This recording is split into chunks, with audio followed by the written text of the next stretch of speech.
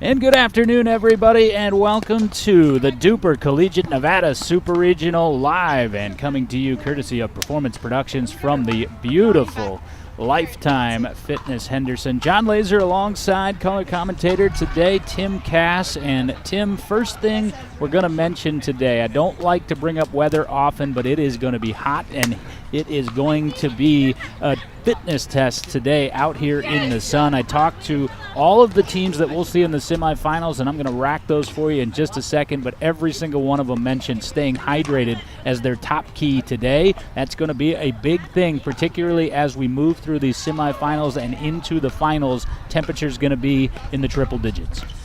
Yeah, I think we're hovering at 85 degrees right now here in Vegas, but here in the next couple hours we might hit triple digits here soon, like you said, but really court temperature may be a tick higher than that. So stay hydrated, drink your water, get your electrolytes. So good luck to these players, and it should be a good one today. As you can see on your screen right there, our first semifinal is on deck. Utah State versus Utah Tech 2. Yes, you're hearing that right. Of course, out west here as we've traveled for the first time west of the Mississippi and the third leg of our 5-stop DUPR Super Regional Tour. You bring in the powerhouses from this side of the country. When you say powerhouse in the west, it's Utah Tech. Don't be alarmed. You're going to see Utah Tech 1 in the second semifinal, and there is the potential, Tim, that it could be all Utah Tech in the final. This Utah Tech team has already won 2 regionals in their storied history. Yeah, I caught a little bit of a peek of Utah Tech from yesterday, playing some round-robin matches. They had some explosive players on that side. It's my first look at this second team, but Utah State, they'll be looking forward to challenge their state rival as well. Should be a good matchup. Looking at the roster for Utah Tech 2, you see the top pairing there in women's doubles, which we'll see first. Mary Monson, yes, 15 years of age and a DUPR north of 5, as you see on the screen there. Her doubles partner, Dylan Champagne, and then in men's doubles, Liam Duffin and AJ Champagne, the brother-sister combination as part of Utah Tech Quartet. Utah State, which you look at now, features Olivia Phillips and Kristen Kopp. That will be women's doubles, and that tandem. They do have a third women's player on the roster, but they will go with that pairing. Parker Egley, Gavin Fowler in men's doubles. So we are racked. We are ready to roll from the Nevada Super Regional. This is DUPR Collegiate Pickleball. We'll take a quick timeout. Semifinal number 1 comes your way next, live from Lifetime Fitness in Henderson, Nevada, and courtesy of Performance Productions.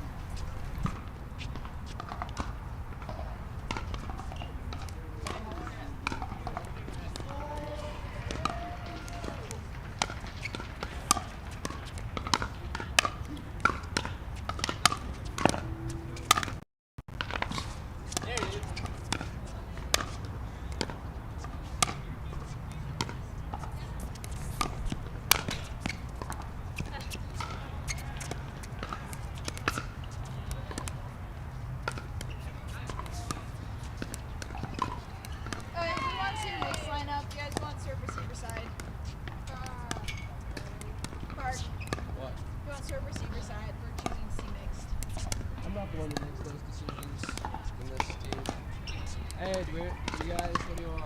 Serve receiver side. We choose to pick mixed. Okay. So do you have preference or do you want me to decide? Let's take this side. Okay, we'll receive.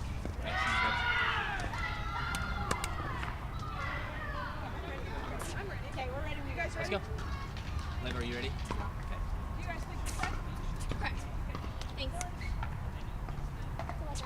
Good luck. Go fight win. Well, I mean, go fight. Go fight. Do well, but not too well.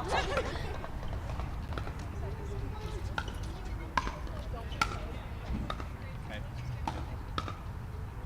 Leah, you ready? No. I'm never ready. Where's the live stream link? Do they have it on there? It's on YouTube. I'm gonna send it to you. How did your match go against the U? Beat them pretty well. That's what's up. Good though.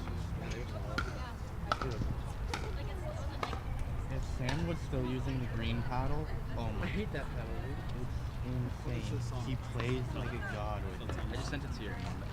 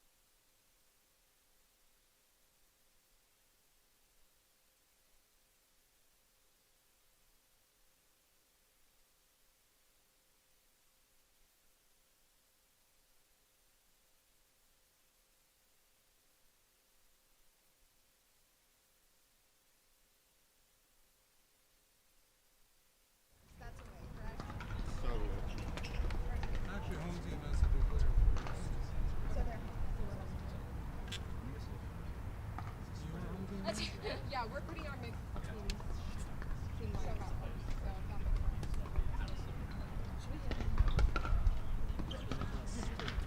Let's hit. Okay. The state is going to record Limbs and Bruce. Whoa. Okay. We know what's on your mind. Yeah, I agree. Lives in Chicago. What? I've been signed with him since, like March or. Wait, I have a question. Do you spray? Because we have like 3 bottles of spray at home and we do not use it. I'm not gonna lie, I have probably like 20 bottles and like I have like a signet, like one that has like my own logo on it. Like I sell it a lot, but I mean, I'd use it if it was sweating in sink work, but it's literally like dry heat where it's, I don't need it. And if it ever gets slippy, I just. Why would I spray the spray it out?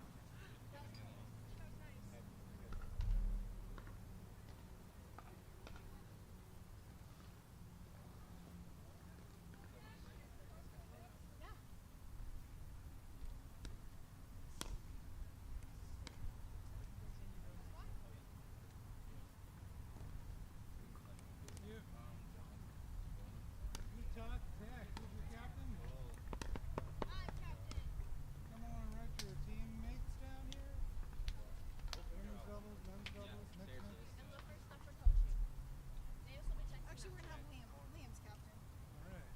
All right. Yeah. She wants to be captain, but Yeah, but she if there was work involved, she gave it to you. Is there work involved? Hey, you gotta write. You gotta write now. Let's have a fun game. And see how neat Olivia wrote. You gotta hold that standard. She is willing to be how she usually is. I have a good pile in my bag. If you want to borrow What are their names? it. For you? Yeah, for you. If you want it. I can't handle the power. I just want my seat for that thing. Everything's in capital letters. Yeah, I do. Honestly, I have 3 ways I write.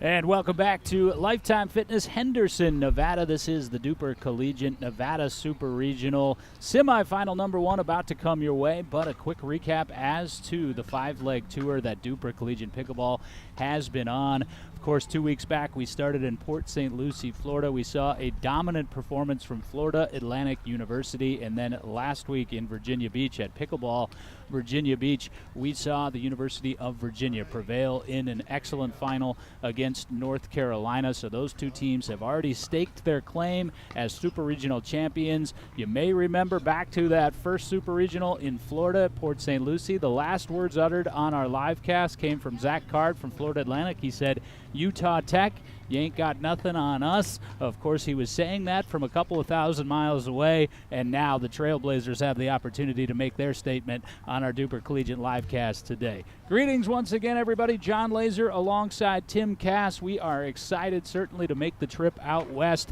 and to host the first of 3 Super Regionals that will be contested west or central. Houston next week, then Phoenix, Arizona to close out the tour prior to Nationals in Dallas. Wow, it's already just a month away. And Tim, as we look at this first matchup in our semifinal, Utah State, Utah Tech, you would think these 2 teams know each other very well, and they do personally, but they have not run this competition all that often. Some new players on the Utah State roster. This is an intriguing matchup.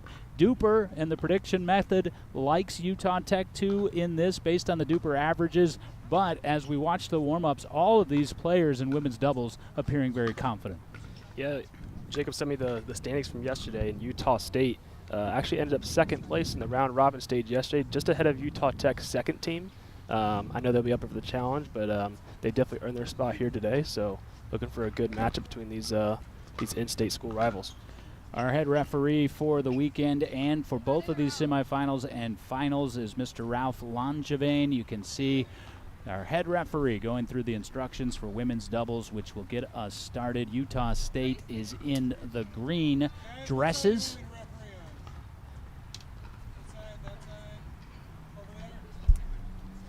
And head referee Langevin. See, we have a lot of power over here in the live cast booth. He was asking which side would you like us to ref on, and I just chose the sunny side for him because that will put him on camera, and I just realized that that was probably not the most polite decision because it is hot. There's no two ways around that. Been talking to a lot of the locals since we got into town a couple of days ago. Tim, temperature's going to soar in the final match today. We'll be up into the low hundreds, and I've been asking, this is unseasonably warm for this time of year, and it is. Generally, our temperature right now in the mid-80s is the high for the day, but we're going to get about 17 degrees higher than that. So the physical fitness of these players, their youth, of course, and just that mentality. Yeah, it's going to be sticky and hot out there. We got to play through it, of course, at these stakes, but it is something we're monitoring.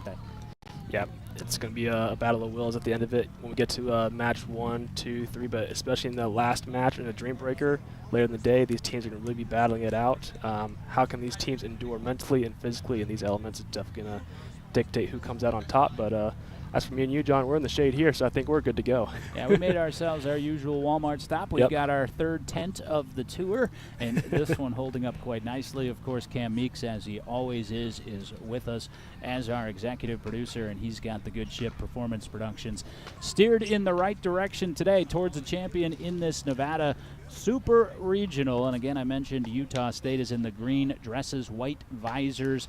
Utah Tech in their second team. I hate calling them the second team because they're one of the best teams in the country regardless. They just happen to share a campus with one of the preeminent teams in the country, whom you'll see in about an hour and a half from now. But Utah Tech 2 is in the black shorts, black skirts, I should say, white tank tops, and a visor on for Dylan Champagne as she prepares to return the serve of Kristen Kopp to get us underway here in women's doubles. Kopp, the native of Hawaii, she says, I'm new to the team, but not really. I just came back to get my master's, rejoined to this Utah Tech team. I took a peek at her duper earlier today. She has a ridiculous singles duper. I believe one of the highest singles dupers, if not the highest, at a 5.6. So that may something to keep an eye on as this match may potentially go to a Dream Breaker. Got off to the 1-0 start for Utah Tech, but then the 15-year-old Mary Monson smiling broadly after she sailed her first serve attempt. So 1-0.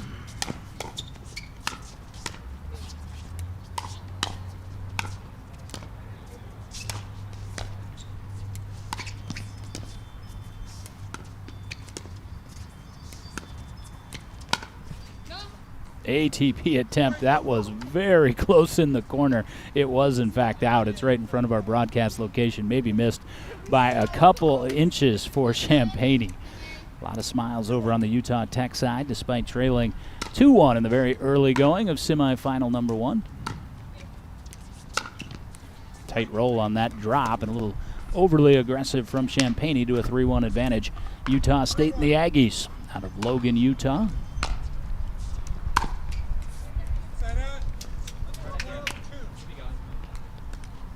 Champagne will serve. We'll see her older brother, AJ Champagne, as part of the men's doubles match, which will follow this one.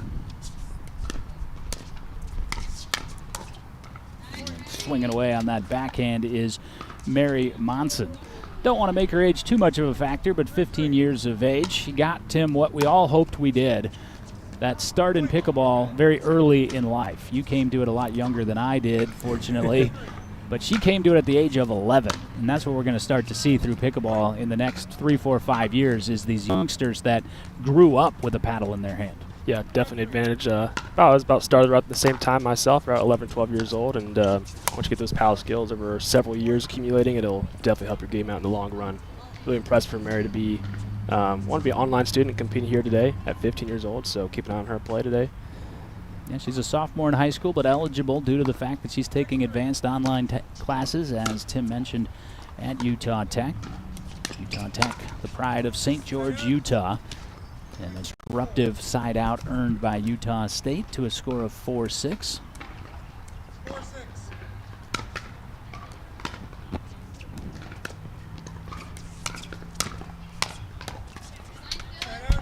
but Champagne quickly earns the side out back the other way. Well, we're here at Lifetime Fitness, and of course Lifetime is a national brand. They have hosted a DUPR Super Regional prior last year, as a matter of fact, and you have to give Lifetime a lot of credit as someone who's in the facility business ourselves. They were well ahead of the game to say pickleball's coming and we're coming with it. It is a reputed brand. In fact, I grew up going to Lifetime fitness clubs. But they made the early investment to put in 600 pickleball courts nationally and added to it since, including this sparkling facility in Henderson. Oh, what a shot coming right into your living room. A tremendous shot from Olivia Phillips. Good shot, Liv. Key there was just being a little extra patient, waited for that ball to go a little wider, found the angle to put that ball right on the other court. Great shot by Morgan there. Again, all these players know each other. Friendly, you heard Dylan Champagne saying, good shot, Liv. She set it right into our kitchen camera there. But the great shot followed by the service error.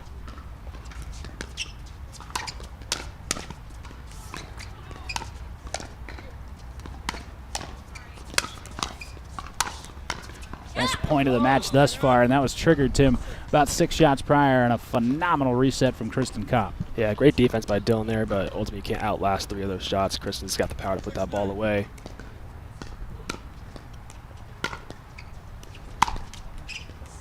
Olivia Phillips nets that, and that will make it 10-6. Well, they were quite at 11 yet. Switch at 11. 10-6. Dylan Champagne was ready to get a little shade in the minute timeout on the changeover. Don't blame her there. Good cover. And we'll have to wait at least another point also as Utah State earns that side out at 7-10. Again, this is the very first game of semifinal number 1. It will be Olivia Phillips 7-10. to serve. Phillips, a sophomore from Hyde Park. It's her 19th birthday tomorrow. So, since we won't be on the air, Kristen Kopp will celebrate a day early with that gem down the alley and painting the line. Yeah, I think she was faking the forehand cross. Opens up the hands at the last second and really springs an alley shot right off Morgan's backhand. That's a sneaky shot from Kristen. We'll have to look out for that again. Trying to clean up that elevated drop. Needed to follow that one a little bit quicker.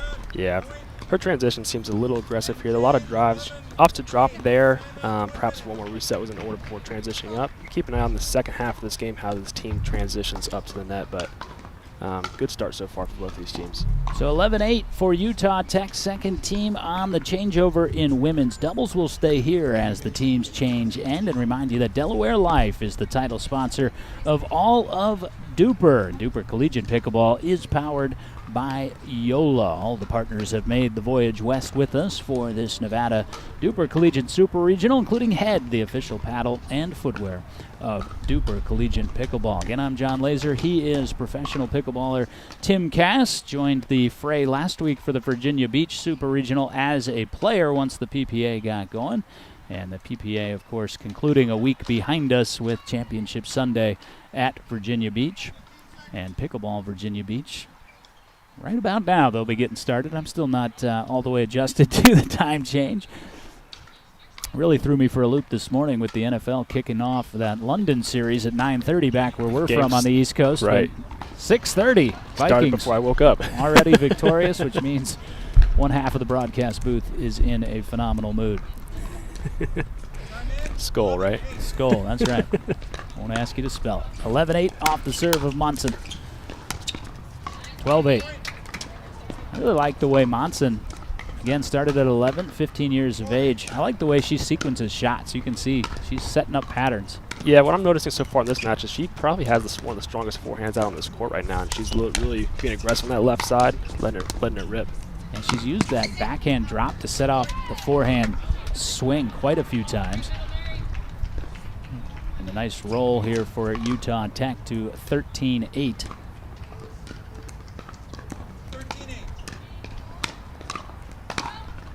Side out. And a side out off a service fault. Mentioned Monson, a sophomore in high school. Pickleball's first sport she picked up. She said just pickleball at the age of 11. Doesn't have the tennis background. That's not something you hear too often. I hear a lot of players that pick up the sport really fast. It's usually a tennis background at least, maybe some ping pong. I've even heard some volleyball players here and there. So pickleball being the first sport for a player and having that success is kind of a unique story there for Mary. But they've got a 2-point lead here, I believe, or 13-9. And Mary Munson, 9 already junior Olympic gold medals for pickleball. Her partner Dylan Champagne, a junior, true junior at the age of 20 out of Riverdale, Utah. Like you mentioned, she has the soccer background. She was a goalkeeper.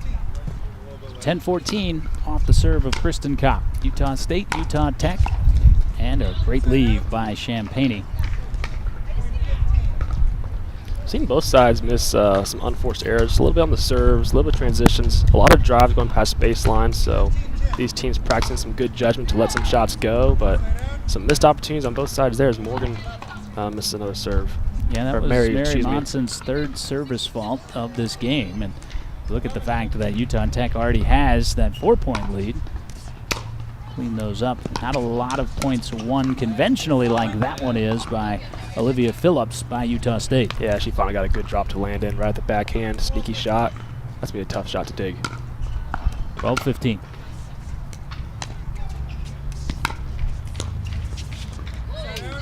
(16-12). I really like the depth on some of these angles, change of speeds from Dylan Champagne.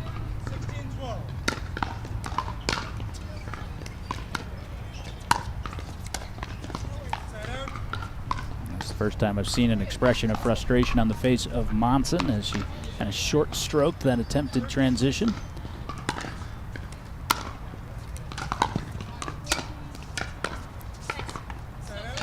I think they're going to go back to her here. I've noticed a lot of shots are going Mary's way here. See if she holds up under the pressure after missing a few shots.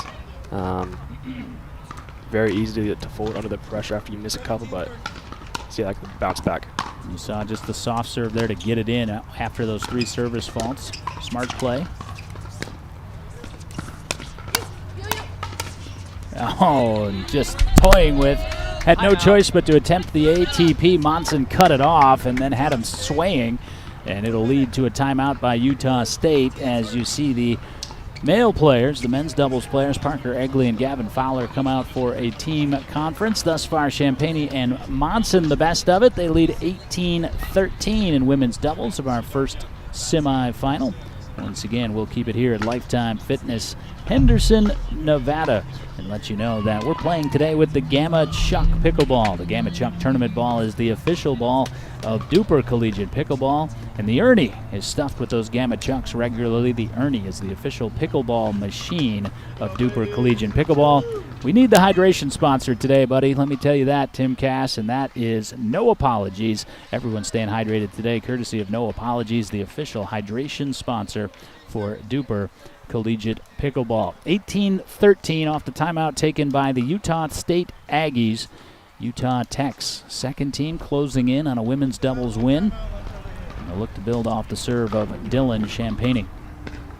Time in, 18-13. Dylan Champagne actually walked over to us before the broadcast and asked if Tim and I were nervous. A big smile on her face, and she only knew, Tim, we were a little nervous. I was still scrambling trying to get all these names together, trying to get all the DUPR ratings together, but I think we finally got it sorted out. I think she could see it on our faces. I was sweating out the last plays of the Vikings game. Wow, and Champagne can't believe she overswung on that, trying to get a tighter roll on it. See her pantomiming this shot she wanted to take, but out of the timeout, back-to-back points for Utah State. They're right there, 15-18. Nice drop. Phillips was a quarter step slow, but the tape allowed that. And it also allows the continuation of a mini run here for Utah State to a score of 16-18. I think she couldn't decide, Tim, on a shorter return. Yeah, she was leaning on her back foot a little bit there, a little bit off stance. When you're off balance like that, falling backwards on a drop shot, really hard to effectively place that drop shot where it needs to go. 19-16. On the body of Champagne.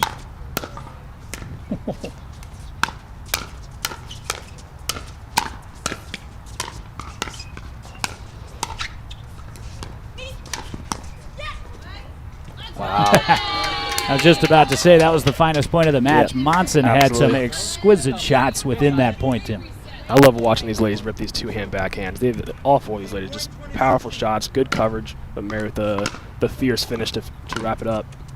And provide game point. Score freeze in play, though. Won't matter. 21-16, Utah Tech. As the Trailblazers earn the women's doubles victory, we get our first look at 15-year-old Mary Monson and her 20-year-old partner, Dylan Champagne. It's the Trailblazers that take women's doubles. Men's doubles tandems take two. Our center court here, Lifetime Pickleball in Henderson, Nevada, host site of the DUPR Collegiate Nevada Super Regional. Semifinal number 1 continues after this short timeout.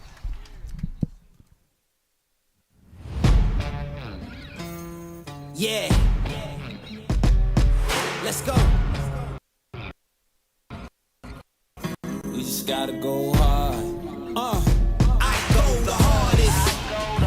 I bring the pain. Not what you used to. It's all part of the game.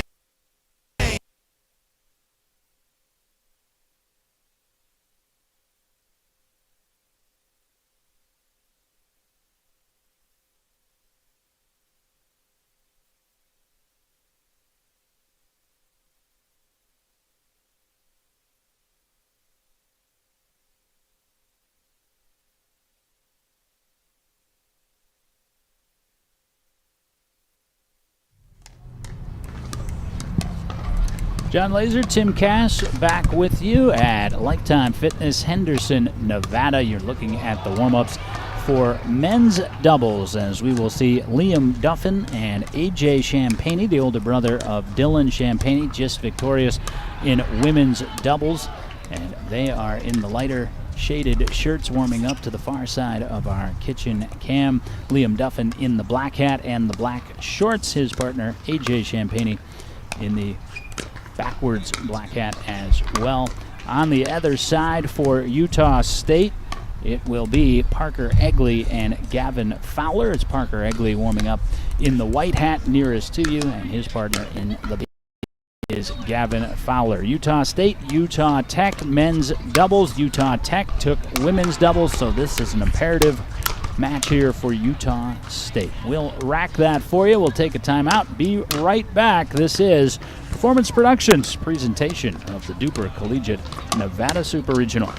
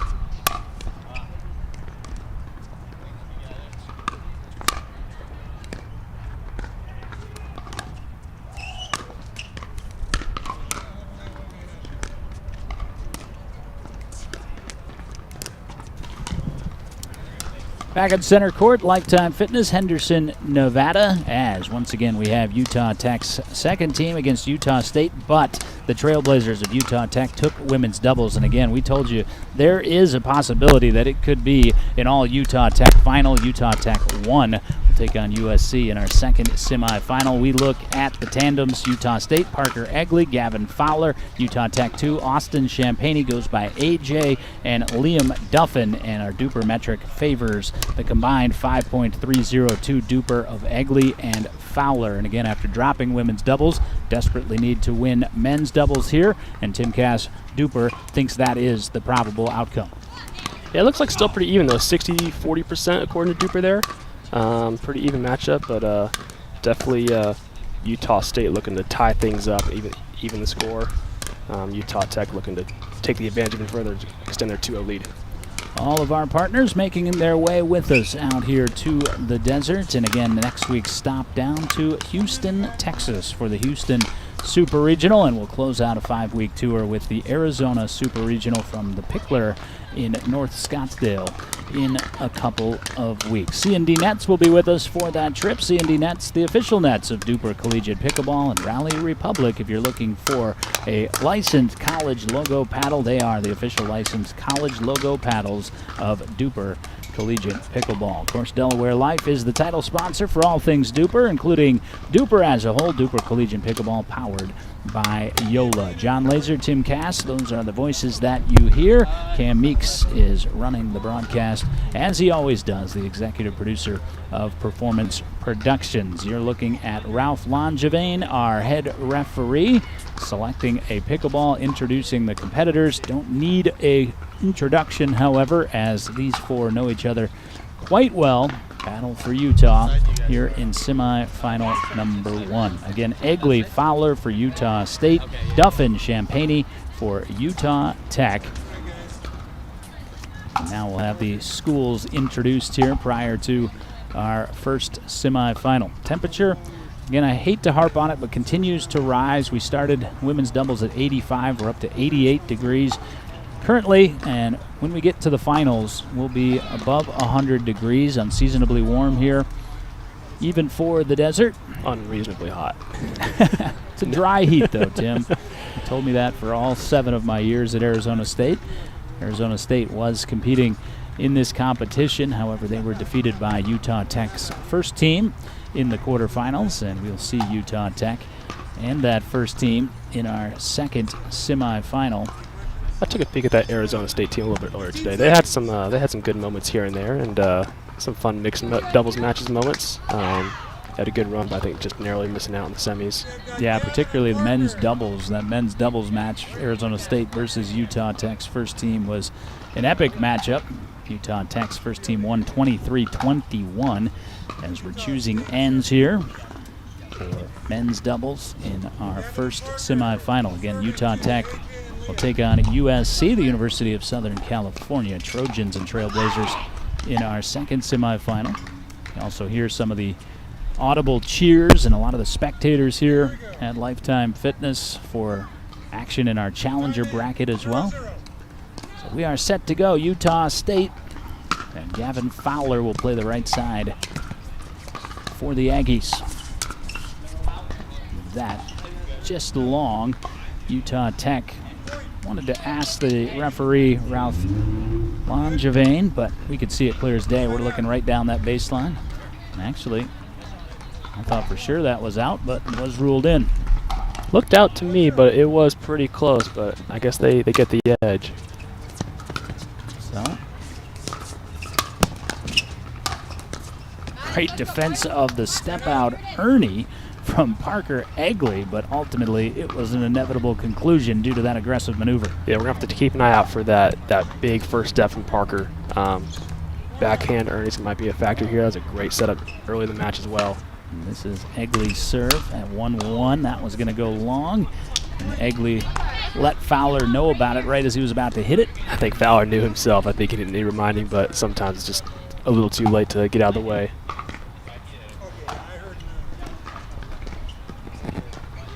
Ralph Langevin saying, "I heard no," and that's what he said, no, to his partner. Egley was trying to communicate to Fowler that it was going to be long. We all know that feeling. 2-1. And 2-all.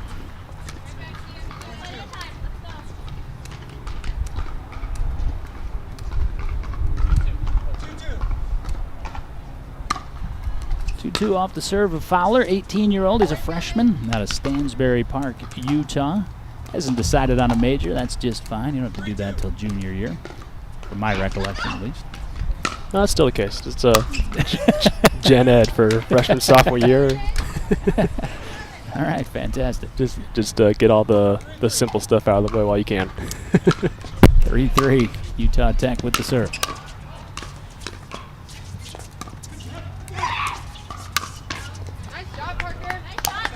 Again, Egley able to step in there, long limbs. This time the forehand swing. That earns the side out as he was able to roll that inside the baseline. That reach is going to be a real factor and a real problem for Utah Tech. See what the adjustment they make. They may have to start dropping the ball to Cam Fowler a little bit more. See how they adjust here going forward. Utah Tech with the quick put away.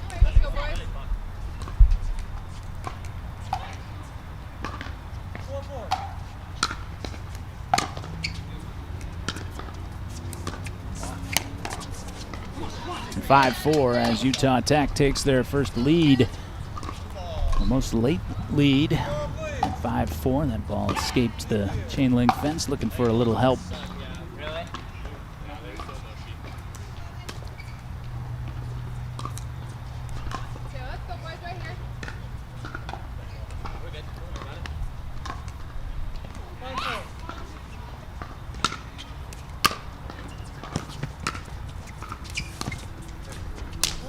Drop got in there on Fowler, and Fowler tried to do a little too much with it.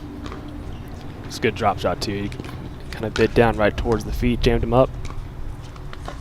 I think that's the adjustment that Utah Tech's have to make. They're going to have to do drop shots that way. Going to Parker on that drop, just a little too dangerous, especially along the alley. And same thing again there. Another drop shot towards that side. They get in a quick 2 points. And no reason to get off a pattern if a pattern is working, and that's what Duffin and Champagne thinking.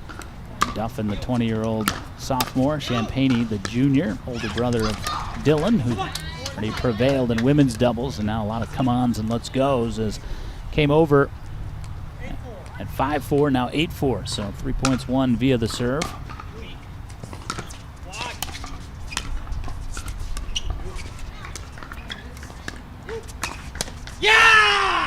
That is a great misdirection from AJ. He was pulling forehand towards middle, open up the hand, drilled Parker's backhand down the alley. That was a great shot. I love that open hand forehand, and Champagne utilized it there, 9-4. And we saw an excellent choice and an Ernie earlier from Egley. That was a tad too aggressive. Yeah, they kept the dink low enough, and if it's low enough, then not even a 7-foot reach can reach that ball and put it in play. That's the problem with the Ernie at times, is falling in love with it. What a reset. That was tough. Yeah, Fowler had the phenomenal reset earlier, but then sweeping with the backhand into the net, and a surge from Utah Tech as the Trailblazers blaze to the end change with a 7-point run. 11-4 is the lead for Utah Tech, and again, the Utah Tech women prevailed in women's doubles, and they hold the 1-0 lead in our first to 3 semifinal. Of course, Dreambreaker in play if we split the first 4 matches. A little bit of an alteration from the first 2 super regionals, and it was due to a match last week involving North Carolina.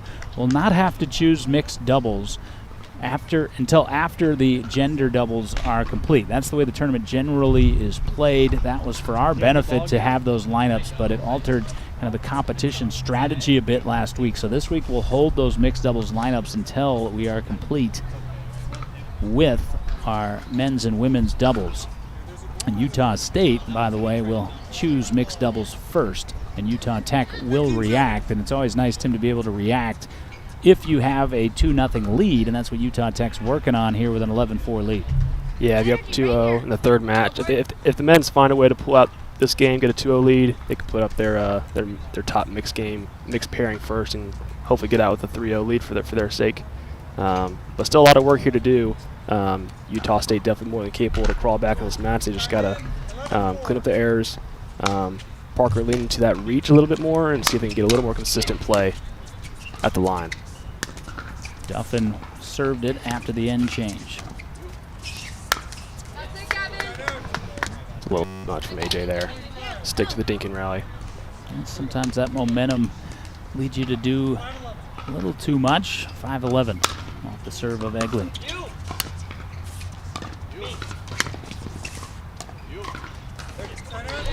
And that's a shot that Fowler now, Tim, has missed 3 times. And I would imagine if you watched Gavin play normally, he can execute that shot in his sleep. He's getting a lot of backspin on those drops and those dinks. Loves curling that front shoulder real low to get under that ball, but the topspin from AJ is really jamming him up on a lot of these shots and messing up his contact, so he may have to make a slight adjustment there.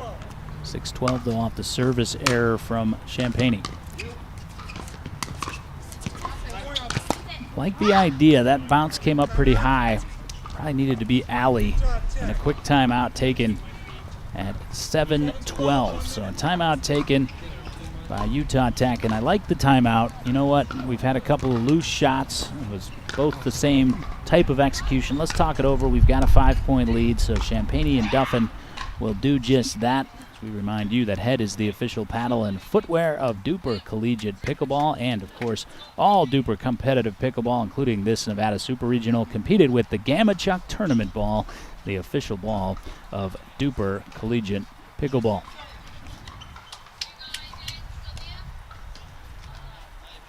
So 7-12, the serve resides with Utah State.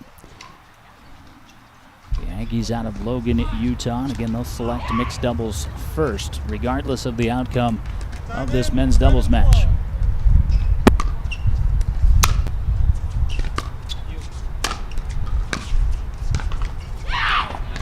Out the wind, and there is a little bit of a breeze, not a lot. You're hearing a little bit of that on our court mic. Thought that might keep that desperate flick in, but it did not.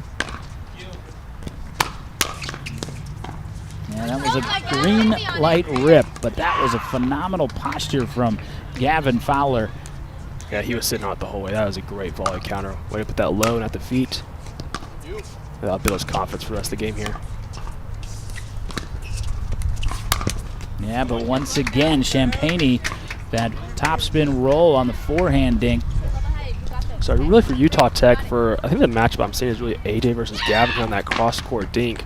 Anytime AJ decides to speed up, at Parker's backhand seems to be the play, but other than that, keeping the dinks towards Cam may be the recipe for this Utah Tech team. A slice transition dink there. Yeah, force him to hit it. We're back in the same pattern again.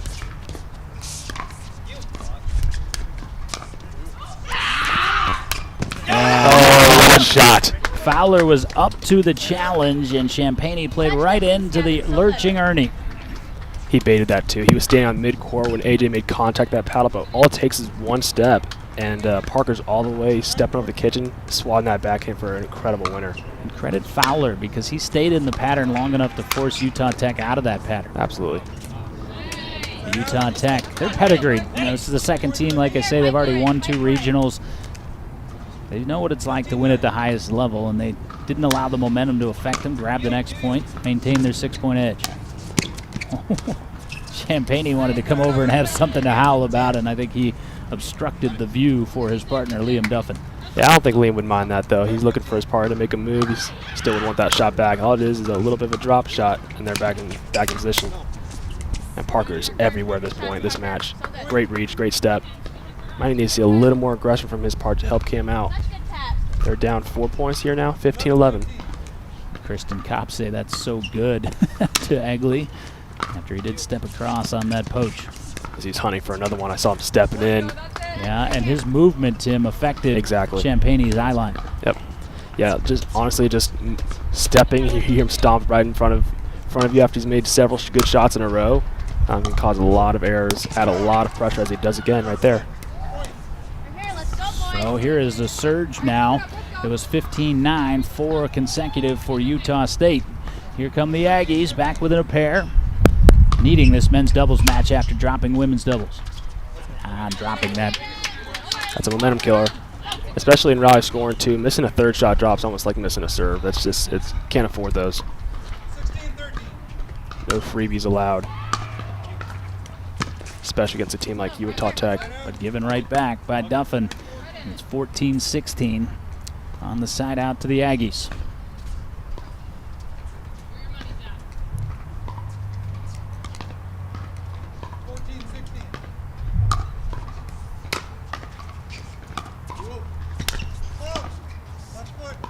And another fault against Champagne.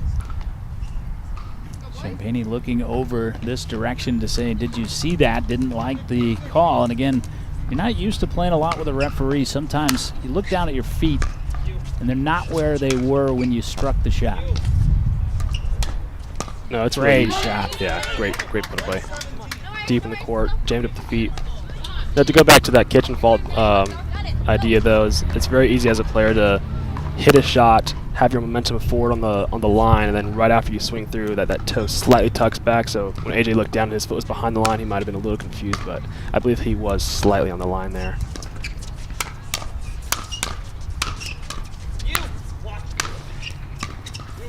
Oh, the defense was just sensational from Egley, but too much Liam Duffin.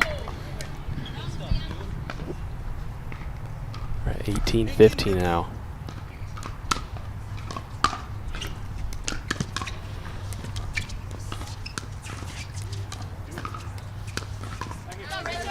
Trying to get back to that pattern and attempted to slice that forehand dink and paid the price.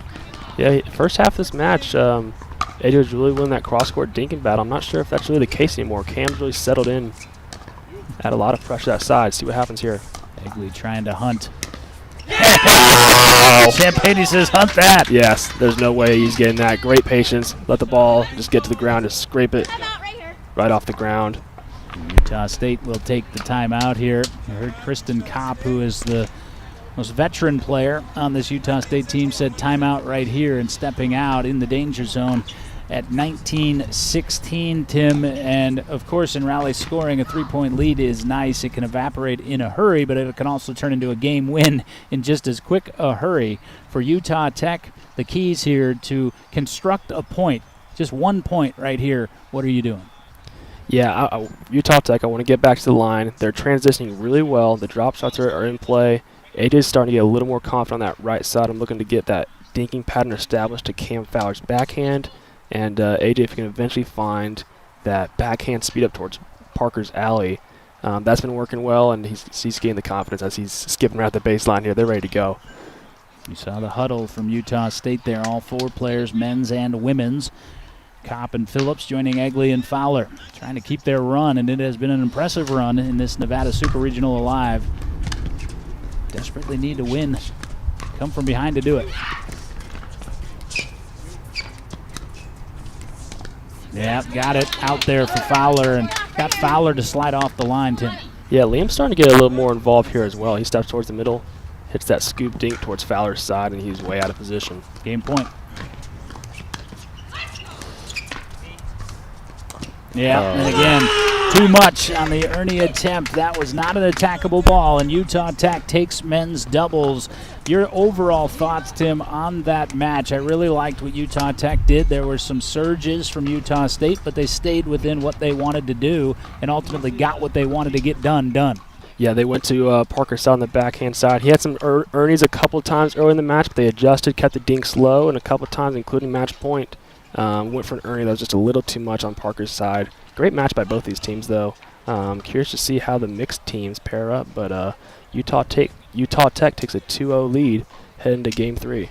And you see very politely AJ Champagne going over and asking, where was my foot? And right now he's showing head referee Ralph Langevin, listen, there's a little curvature up on the toe. And the referee's saying, you know what, why don't you just step back just an inch or two, and I won't have to intercede in the proceedings. Men's and women's doubles, both to Utah Tech. The Trailblazers can take it with either a win in mixed doubles 1 or mixed doubles 2. We'll have those lineups for you after we step away for just a couple of moments from Lifetime Fitness in Henderson, Nevada.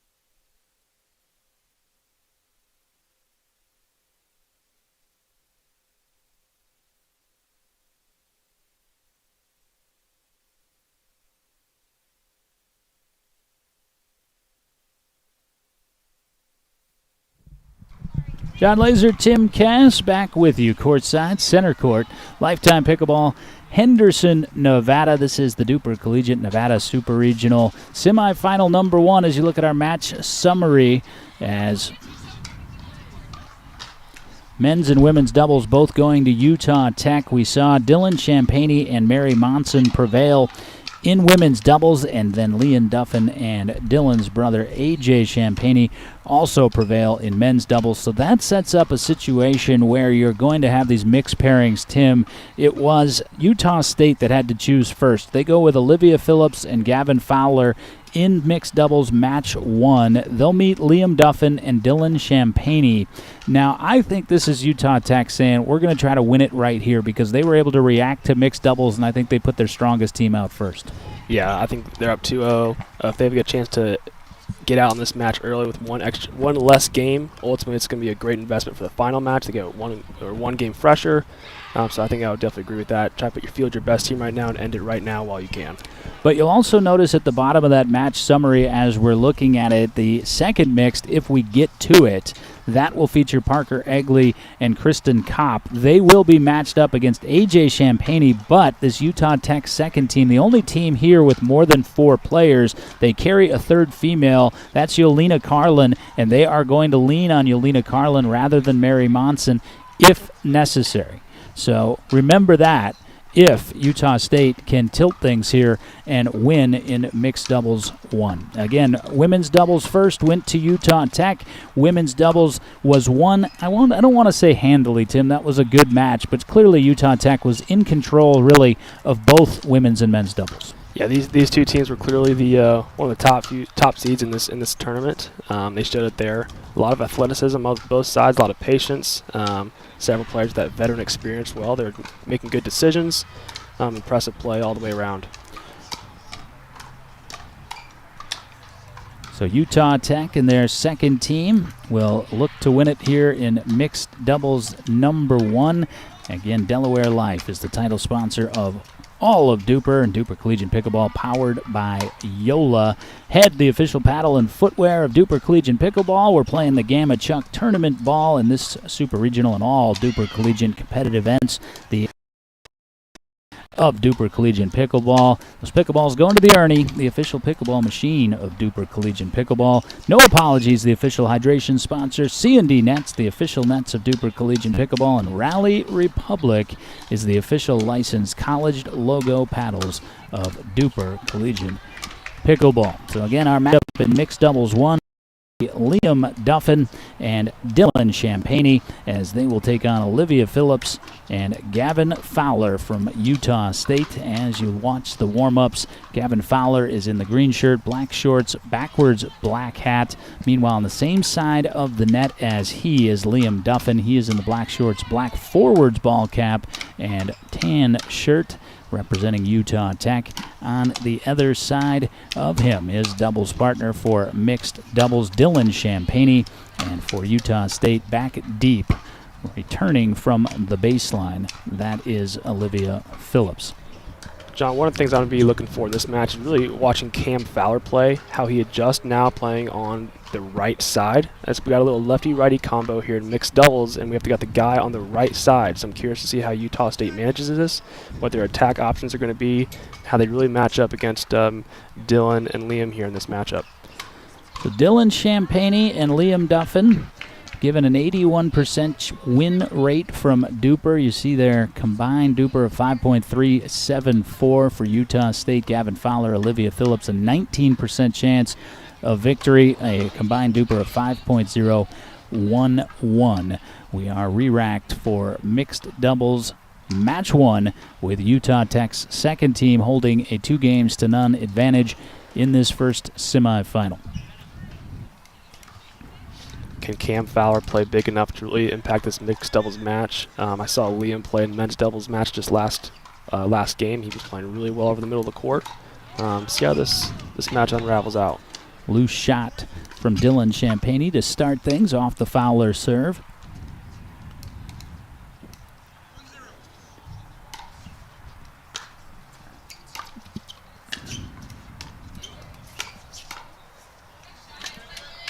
but Champagne quickly rights the ship with a tightly rolled volley.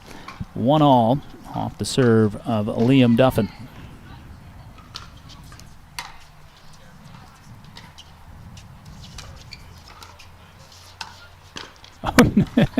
You know it's a good spot when you force an in-flight attempt at a tweener. That was really his only option, too. He almost pulled it off, but not quite.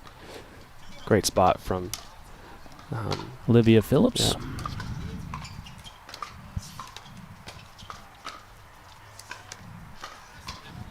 Not a better spot on the response from Duffin. 2-all.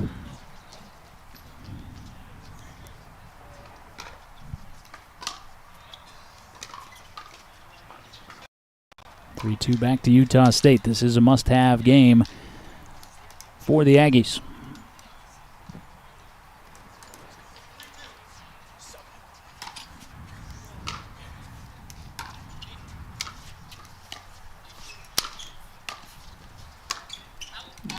Duffin spun that a little bit long. Duffin from Idaho Falls, Idaho. Beautiful part of the country. Sophomore business management major.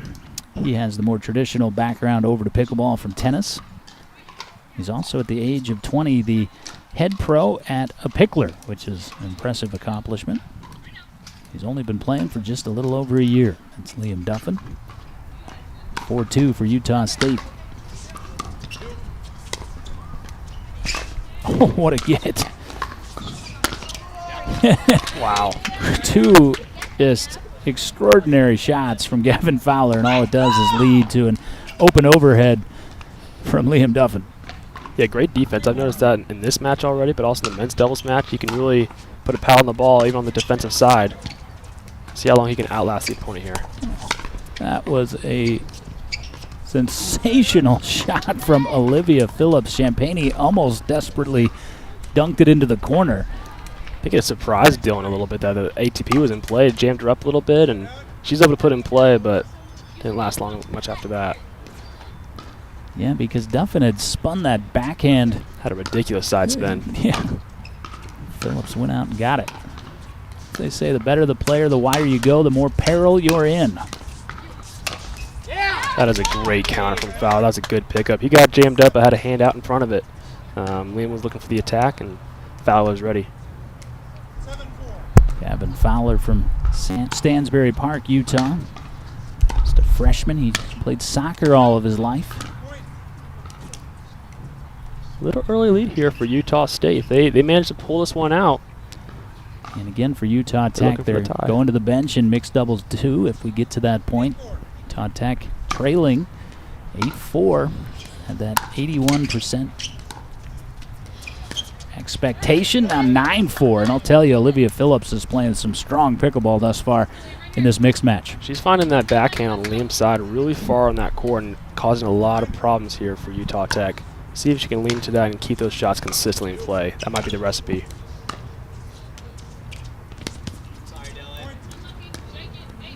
Gavin saying sorry, Dylan, over to Dylan Champagne. Is that one the 8 of the tape, but it's 10-4 for Utah State.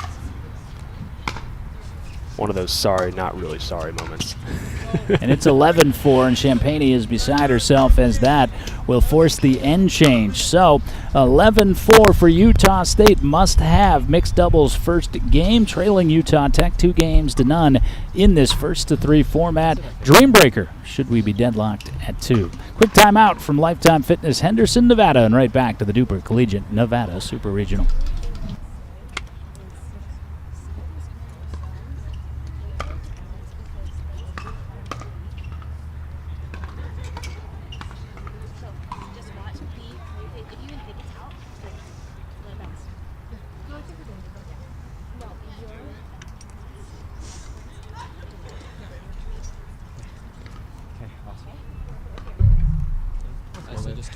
Let's go, yeah.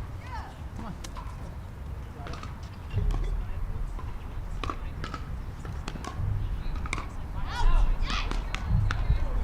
15 seconds.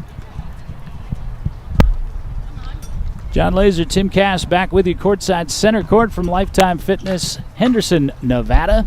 11-4, strong start for Utah State in our first semifinal. And again, backs against the wall for Utah State, trailing 2-0.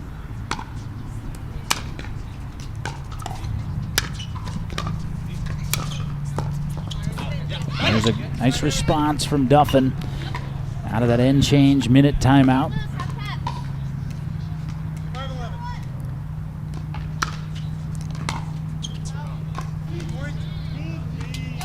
A couple quick points.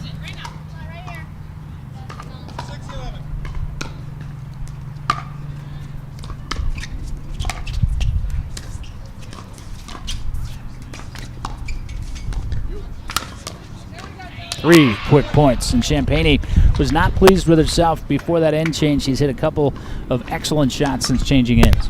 Yeah, Olivia left that last one up a little too high, and Dylan was able to hunt that ball down. 3 quick points for Utah Tech. See if they can crawl back into this game. Still got a shot to close this match out at 3-0, but still ways to go. 11-7.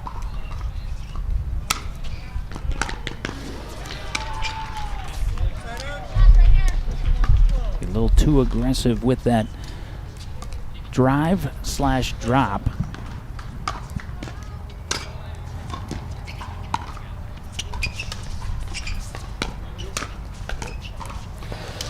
Champagne again has been flawless since changing ends. Yeah, for Utah State that time, they had a little confusion on forehands. Both of them had a forehand swinging down the middle, and they both hesitated on it. It's the first time I saw them have a little bit of an issue there. See if they can communicate and resolve that issue going forward.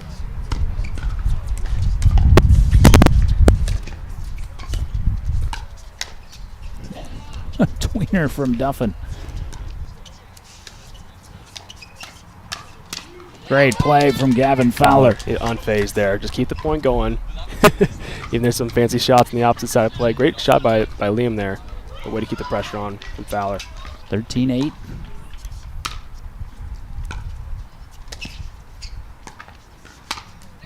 And that was the same roll. A little backhand, just dastardly shot that Duffin hits that Phillips ATP'd the last time.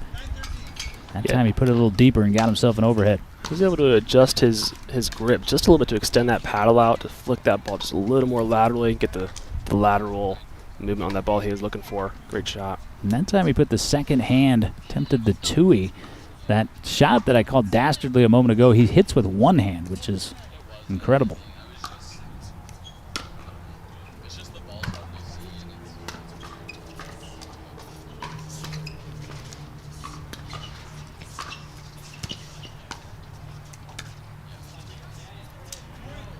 That fell in from Duffin. When he hit it, looked like it was going to be a touch wide. Did they call that ball in? Actually, it was out. I believe it was just out for Utah State. Yep, when he hit it, looked out. It was, in fact, out. So a timeout taken by Utah Tech. 15-9 for Utah State. And, again, a must-have mixed doubles. Game 1 here, trailing 2-0.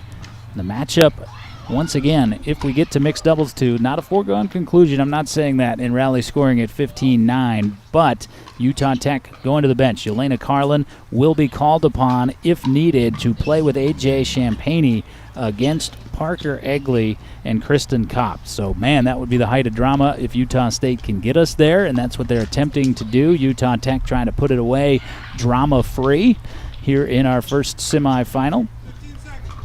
They just got to keep playing their patient game here. They're dropping the ball well. They're playing good transition over the middle. Fowler's doing a good job of dictating play at the net, placing his dinks well. If they can play an efficient pickleball, they can close this match out just 6 points away.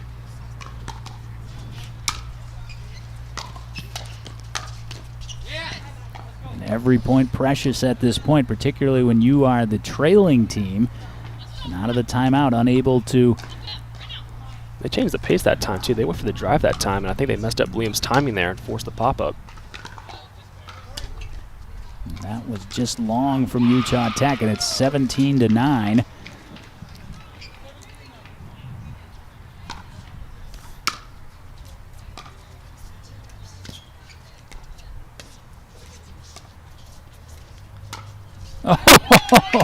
It's been ATP City today for this Utah Tech team. Great shot from Dylan. I didn't see the ATP unfolding. I was looking straight across at it. The vision from Champagne to wait an extra second. Yeah, Fowler, I was just about to say nice adjustment, but then he got a bit too opened up. Yeah, he decided to speed up that ball. I would have went cross-court dink there. You get tied up with the timing messed up. It's hard to speed up that ball with any sort of accuracy. Utah Tech trying to make a stand here. Back-to-back points for Fowler. Saw something that wasn't necessarily there. 12-17. Again, score freeze is in place. We're not to that state yet, but a timeout taken once again from Kristen Kopp. She took it from the bench. It's just like basketball or football where hold on, everybody. Let's get out of the adrenaline of the actual action, Tim, and let's get in and talk things over because we still are in a heavily advantageous position at a score of 17-12. Yeah, it's a good timeout. When you have two errors in a row there, just pull the reins back real quick. There's no reason to let any more points away here. So good timeout, talk it over, recollect. John Laser, Tim Cass, the voices that you're hearing, your live casters. It has been a privilege to be with you throughout this tour of the country. We started in Port St. Lucie, Florida a couple weeks back. Made a stop in Virginia Beach, Virginia. Now here we are out in the desert. We've got cheesecake sandwiches coming for myself, Mr. Cass, Cam Meeks later on tonight. God bless. I cannot wait. And Duffin could not wait to strike that backhand. He got that floater, which is what he was looking for.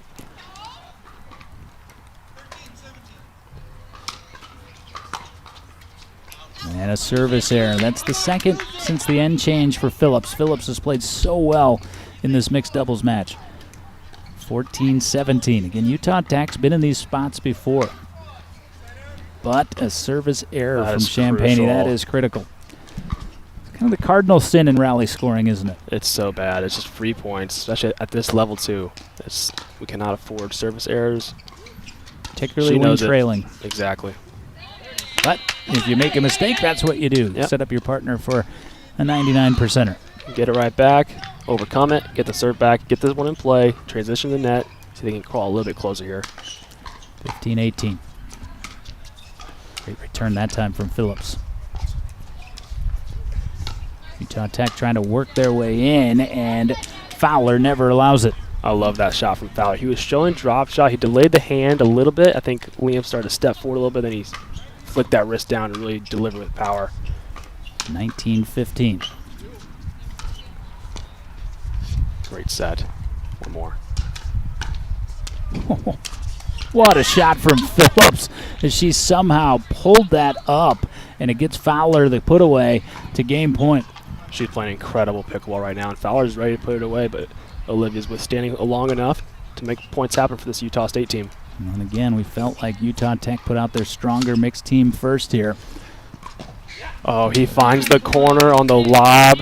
Fowler was expecting the ball to go out, and he was just a step late. That's just an unfortunate bounce for the Utah State, but Tech gets it back. Desperate times sometimes call for desperate measures, and that was desperate luck right there for Utah Tech. 16-20. Let's see if they can capitalize on the bounce off the OB stake. Great shot from Phillips, and I'll finish this myself.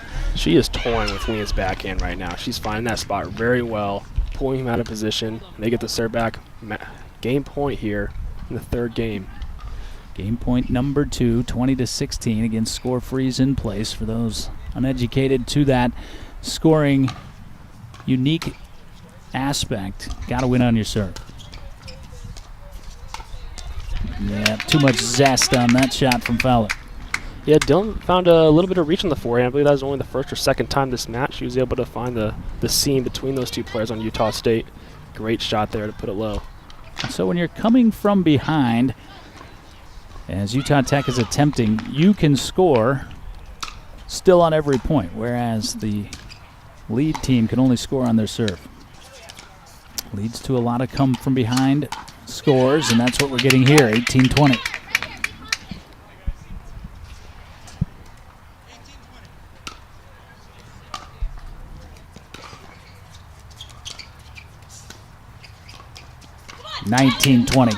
Timeout maybe in order. Do they have any left, or is it? Do have one remaining. Does Utah State. They decided to play it out, 2019. And play through it. They're only a shot away from earning another game point, but they won't do it. 20-20. Should have called the timeout. 2 points in a row there, now 3. We got a new ball game here, 2020. Utah Tech looking to end it right now. More important to the points, the ease at which those points came on unforced errors. Keep it on Champagne, and that will work to earn the side out. 20 all coming back the other way. You can hear Fowler repeatedly saying to Olivia Phillips, "You're good, you're good, you're good."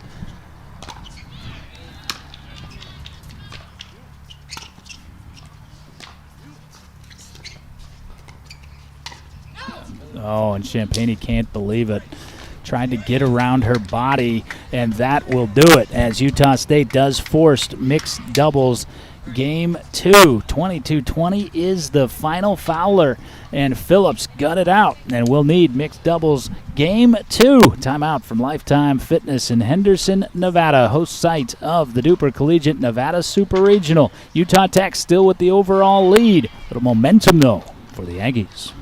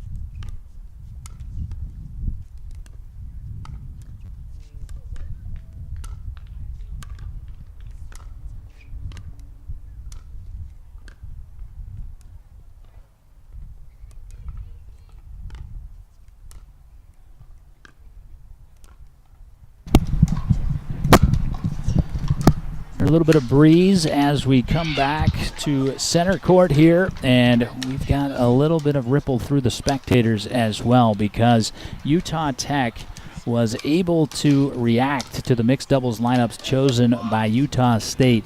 We felt like they put out their strongest pair of Liam and Dylan, and they fall in mixed doubles 1, and that means as you look at it here, as Utah Tech will go to the bench for Yelena Carlin, who comes off, did not play women's doubles. That was Mary Monson, who won along with Dylan Champagne, but now it'll be Yelena Carlin and Austin Champagne. And they have, just as DUPR sees it, a 16% chance to win this second mixed game, whereas Parker Egley, Kristen Kopp, the duo for Utah State, has that 84% chance to win, Tim. And if that holds, Dreambreaker time here in the desert. Yeah, Dreambreakers are always a lot of fun, but for this the Utah State team in Game 3, they only had a 20% chance to win in Game 3, and they pulled it out. So look for Utah Tech to overcome those odds with Yelena and AJ here. But big challenge facing against Kristen and Parker here in Game 4. 2-1 for Utah Tech. So again, a win for Utah Tech here if they're able to flip those odds with just their 16% chance here in mixed doubles 2. As you look at how we got here in the match summary, they would prevail. They would go on to meet either Utah Tech first team or USC. That's the 1-4 matchup. The first team from Utah Tech was the number 1 overall seed. They defeated Arizona State. Meanwhile, USC was the number 4 overall seed coming out of pool play yesterday. They beat Grand Canyon University's second team. The road to get here, Utah State beat the University of Utah. That always feels good. That was the 2-7 matchup. Meanwhile, the 3 seed was Utah Tech 2. They beat Grand Canyon University's first team. So Utah State actually the 2 seed taking on Utah Tech second team, the third team. Utah Tech 1 is the top seed. They'll take on USC, the 4 seed. And again, that is the semifinal that is coming your way next. But we've got a long way to go to get there, because first it is mixed doubles game 2 between Utah Tech 2 and Utah State. And it will be AJ Champagne and Yelena Carlin against Parker Egley and Kristen Kopp. And let's meet the players as they're all right there in your shot. Kristen Kopp is in the white visor, left side of your screen, green dress. Her partner, Parker Egley, green shirt, pink shoes, white ball cap. Forward on the right side of your screen. On the top side of your screen, that is AJ Champagne warming up in the white shirt, black ball cap, and his partner Yelena Carlin wearing the black visor and black shorts along with the white tank top. Our head referee once again for all of our festivities here throughout the weekend and into our semifinal and final matches, Ralph Langevin. We are on Court 1, center court here at Lifetime Fitness, Henderson, Nevada. I'm John Laser. He's Tim Cass. And we are just set to see if this is going to end in 4 or if we're going to need a dream breaker. And Tim, when you go into a match and you know that you're the underdog, do you come out exceptionally aggressive and try to take it to them? Yeah, I guess my mindset would be, we're playing a really high-level team, just looking to execute our shots, looking to keep in play, keep things simple, let them beat ourselves. There's no reason to overextend ourselves and try to do too much. Easiest way to lose to a better team is just to give a bunch of unforced errors and make it easy upon them. So stick to the fundamentals, put it in play, stick to what you're doing at best, and that should give you the best chance for success. So we're set to go. And again, it's an interesting mentality. Yelena Carlin, of course, hasn't played thus far in this match. She has been an enthusiastic supporter of her teammates, and it's always an interesting thing. We all love to play pickleball, and I'm sure she's excited for the opportunity, but at the same time, you're over there rooting that you're not going to get the chance to play, because that would have meant that Utah Tech second team's first mixed doubles tandem would have prevailed. They did not, and here we go. It'll be her first match here in this matchup today, but I was watching her a little bit yesterday, and she could still hold her own on the pickleball court. She's more than capable. She's a little bit of a challenge here, playing against a really good Utah State team, but we'll see who comes out on top here. Picking the sides here, referee Langevin will introduce the 2 competing teams here and then get us started. Again, it was Utah State that chose mixed doubles lineups first, which allowed Utah Tech to react to those, which means if we get to the Dream Breaker, Utah Tech will be choosing the lineup first, allowing Utah State to react. And in a Dream Breaker, that is exceptionally advantageous. Yeah, you want to get those singles matchups the way you want them. Put your best players in the most favorable positions, in addition to giving everyone the best chance to get as many points as you can, and having that decision for the Dream Breaker and singles could be a big edge. There is an advantage to reacting to mixed. It doesn't come into play as often as it does in the Dream Breaker, because a majority of teams just have their set mixed lineups regardless of the scenario. So here we go. Kopp and Egley to serve first. And Egley able to slide shuffle over on that poach. I feel like in this match we're going to see a little more activity, more aggressive play from the men on both sides here as AJ and Parker really face off. Who can be a little more efficient on those attack lanes? As Parker goes for a little too much there on the backhand volley. Yeah, you could see aggressively to the middle there. He didn't get caught, but he wasn't able to adjust his paddle quickly enough. I think he was expecting something a little more forehand and got tied up to the backhand, just like you said.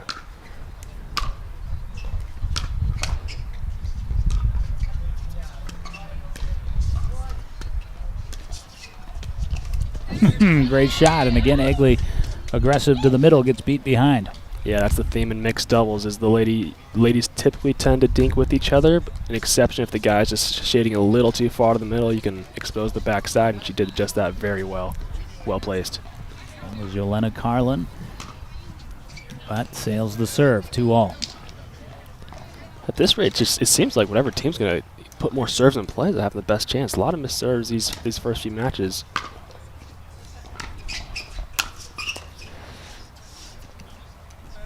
Tight roll from Champagne. I think in an environment like this, these teams are really looking to be aggressive off the serve, make transitions easier, get to the line more effectively, perhaps resulting in some service errors here and there.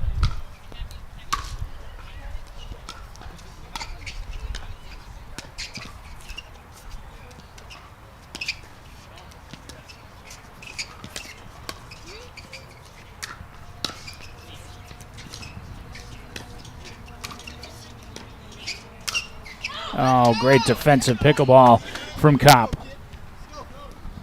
Able to drop those balls in play and stayed alive, never popped it up too high for AJ, and all he could do was push back, and the last one just went a little too much.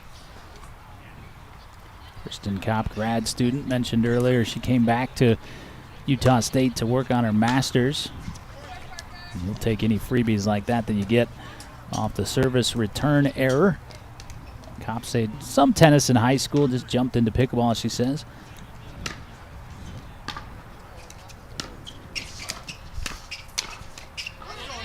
That one flew in on Kristen Kopp, and watch the pun I'm going to attempt here. She's the only player in the field with her pilot's license, Tim. Nice. Impressive. It's not nice, but I may have heat stroke. Trying to be a little too cute there was Champagne. And that is the tendency when you're playing a big, aggressive opponent like Egley. You realize that if you get anything elevated above the net more than a couple inches, he's going to attack. So trying to get a little too fine. It's about finding that balance of trusting your partner versus relieving pressure from your partner. I think AJ's trying to find that out in this mixed match. Yeah, Jelena Sons went a little far there. And there you saw Jelena Carlin trying to come again down the alley, and the adjustment made by Egley. 7-4. There's a big step from Parker. That's going to build his confidence up. Well, and you love to see the mentality. Stayed at home on the last one, was able to finish the backhand, and then he said, you know, probably going to try to go cross-court on me this time. Got a forehand on that one. And here's a run for Utah State. Utah State has the lead, 8-4.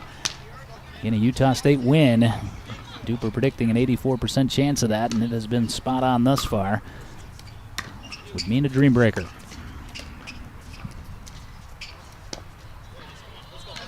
Utah Tech doesn't want to get there, 5-8. Yeah, they don't. They're going to avoid the dream breaker at all costs if they can. I'm looking for them to establish a little more of a backhand dinking pattern to Parker here. I think there's some errors to be had there. They get a free return error there from Parker. Yeah, Egley was running through, caught that one way up on the paddle. And a few third shot drives misses from AJ as well. He's not going to appreciate those when he looks back at this match. Just get in play, get to the line, work your magic from there. 9-6 off the serve of Egley.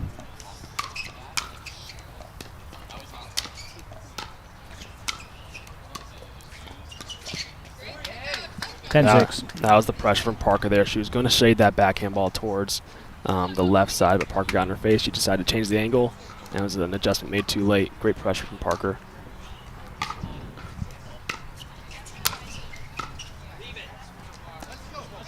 We won't change ends just yet. 7-10. Both teams kind of huddled into the shade structure to our left here, along with Utah Tech's first team.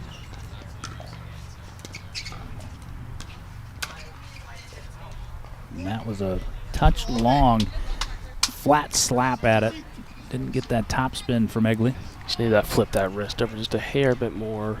Like you said, just punched a little flat. Those are the unfortunate ones too. Those I hate missing those.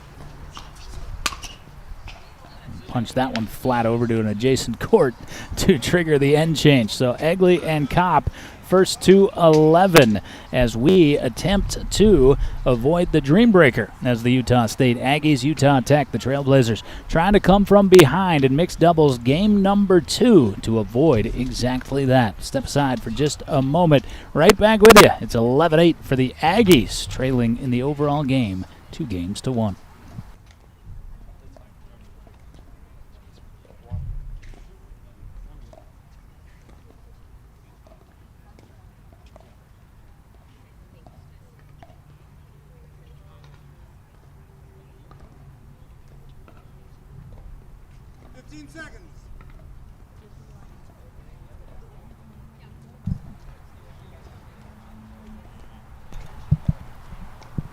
11-8 for Utah State, as the tandem of Kristen Kopp and Parker Egley have played from the front for the most part in this second mixed doubles game.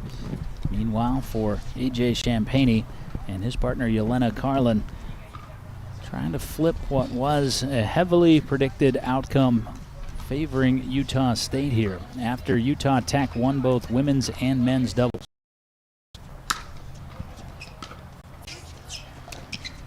Oh, and there is Carlin again. That's interesting, Tim. First couple times she caught Egley, it was with the forehand. That time she did it with the backhand. Over the middle of the court, that's a rare shot in pickleball. But the target there is backhand on Parker's side. I think that's maybe some rest the target area to force some errors, but that time she found him sleeping on that side. 10-11.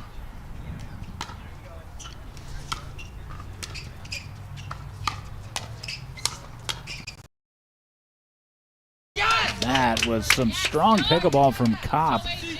Got Egley an opportunity, but Ball. Good aggressive play. He's got to show that every now and then. Give Utah State something to think about over the middle of the court. Utah State back in front.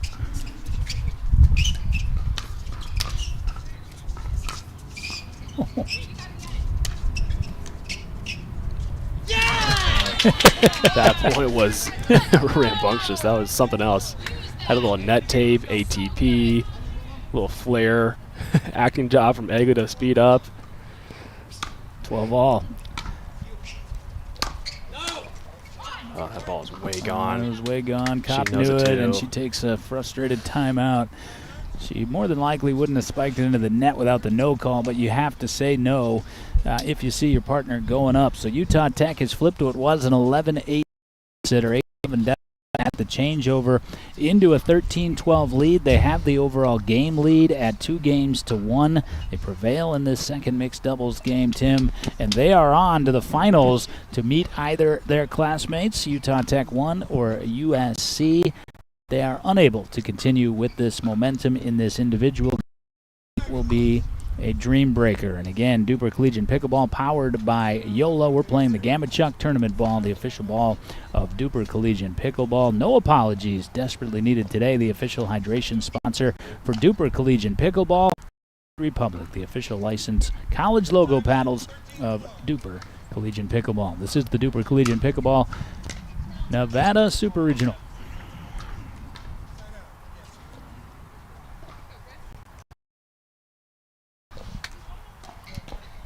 Fault called by our referee, Ralph Langevin. Did he serve before the score was said, Tim? I didn't catch exactly what that was. From Yelena. And they will... AJ may have a case here. I believe that ball actually might have just been in. And Champagne saying it was in, and he challenged to referee Langevin, but call upheld. Again, a lot of times it's not the call upheld, it's just the referee saying, I didn't see it, because he's looking at the lines at the kitchen. Yeah, that was the sideline shot way out of his view on his right side, but tough call. Unfortunate for Utah Tech.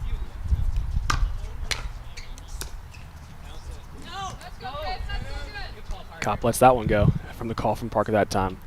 Good eye there from Kristen. 15-14 for Utah State. 15 all. Kind of feel the walls of life sometimes closing in on you, Tim. Right now we feel the spectators closing in, everybody in the park making their way over here, sensing the drama in this first semifinal. Oh, it threw off the timing of A.J. Champagne there, and that's because that ball kind of slid up off the paddle of Kopp. She gave that a double tap off her paddle. I think it threw off A.J.'s timing. It was just too good to be true to be that high over the middle of the court. Unfortunate miss for A.J. there. Just going to want that one back. 16-15.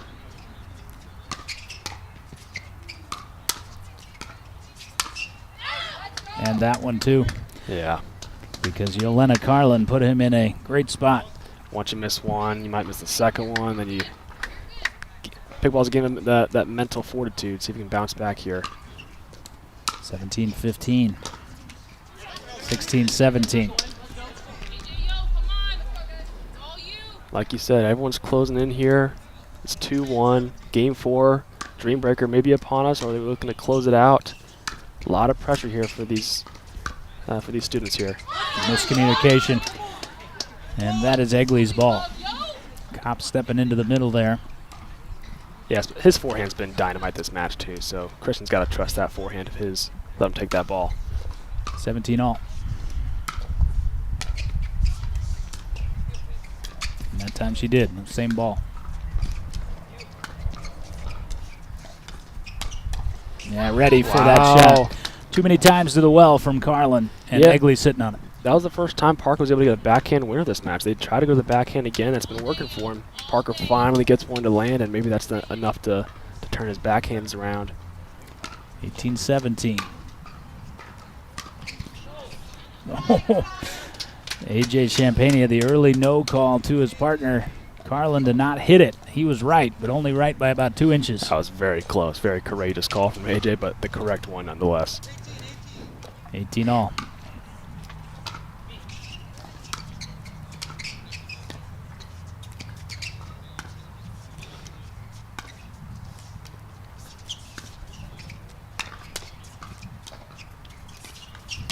Oh, what pickleball. Yelena Carlin off the bench and into the fray. She kept that dink low enough, and we saw that trend in the men's doubles match as well. Parker going for an earning just a little too much and sprays it out of bounds. 1 point lead for Utah Tech here. 19-18. Serve didn't bounce. Nice adjustment, Egley. Oh, wow. At a crucial point, too. She gets some net tape love. There's tape treachery, and then there's that in that moment. AJ had no chance there. He was just looking to the crowd like, what can I do here? Absolutely nothing. That's just unfortunate. Indefensible. Unfortunate depending on which logo you're wearing. 19 all. Oh, Egley had his hand halfway into the cookie jar. Switch here. Ah. I would have liked to see Parker step back to the left side there. They had time to readjust. He decided to stay on that right side, and Yelena sprays a forehand out of bounds. And it is game and match point for Utah Tech now.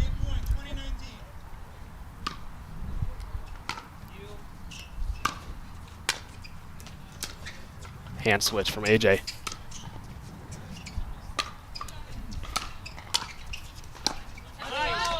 Wow, Egley pulled off for the first time in this match. Not just this game, and it worked out for him. I think it was the match point pressure. He just wanted to make sure it was in play. Did not want to end the match on a missed overhead. 20 all. Aggressive serve to the baseline from Kopp. And it'll earn them game point. 21-20. Again, mixed doubles 1 went 22-20. Ticket to the Dream Breaker on the line here, John. Here we go.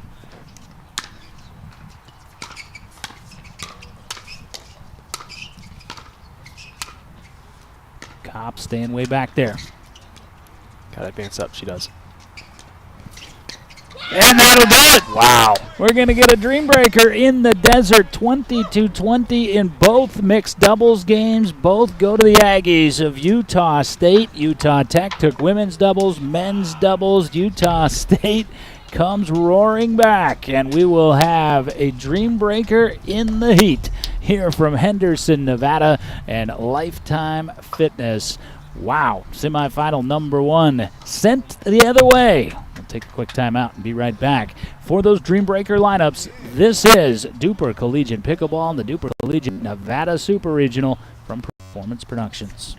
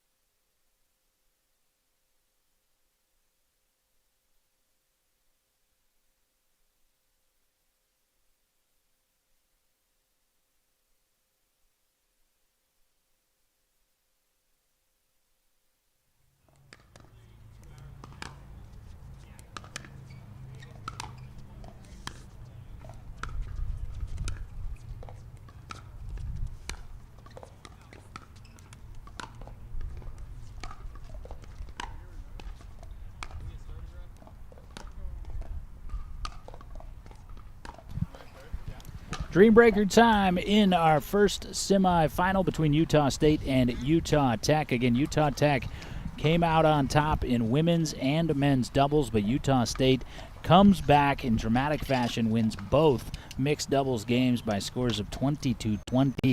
We have the lineup set for our Dream Breaker. We'll start with Utah State. They are going to open with Gavin Fowler, then follow with Parker Egley, then the two female players. It'll be Kristen Kopp and Olivia Phillips. The Utah Tech lineup, it will be Liam Duffin out first, followed by A.J. Champagne, then Mary Monson, who's been on the bench through mixed doubles, and Yolena Carlin. So we'll flip it over, and on singles, which is one of the reasons why the extra player is carried by Utah Tech's second team, they will sit Dylan Champagne. So, again, the Dream Breaker format, rally scoring, score freeze in play, change players every 4 points, and it'll be Gavin Fowler serving first for Utah State. Fowler, the lefty.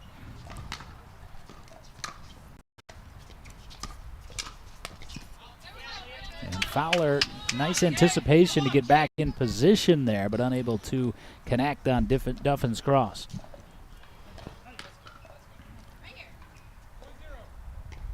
1-0, Utah Tech 2. Oh, and what a shot by Duffin, 2-0.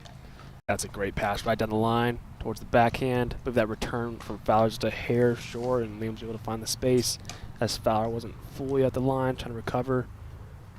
2-0 here.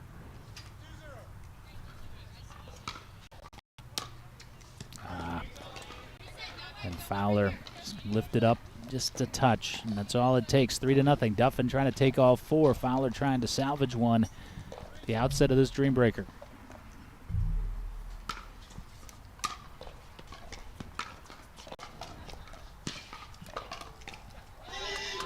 And out come Parker Egley for Utah State and A.J. Champagne for Utah Tech.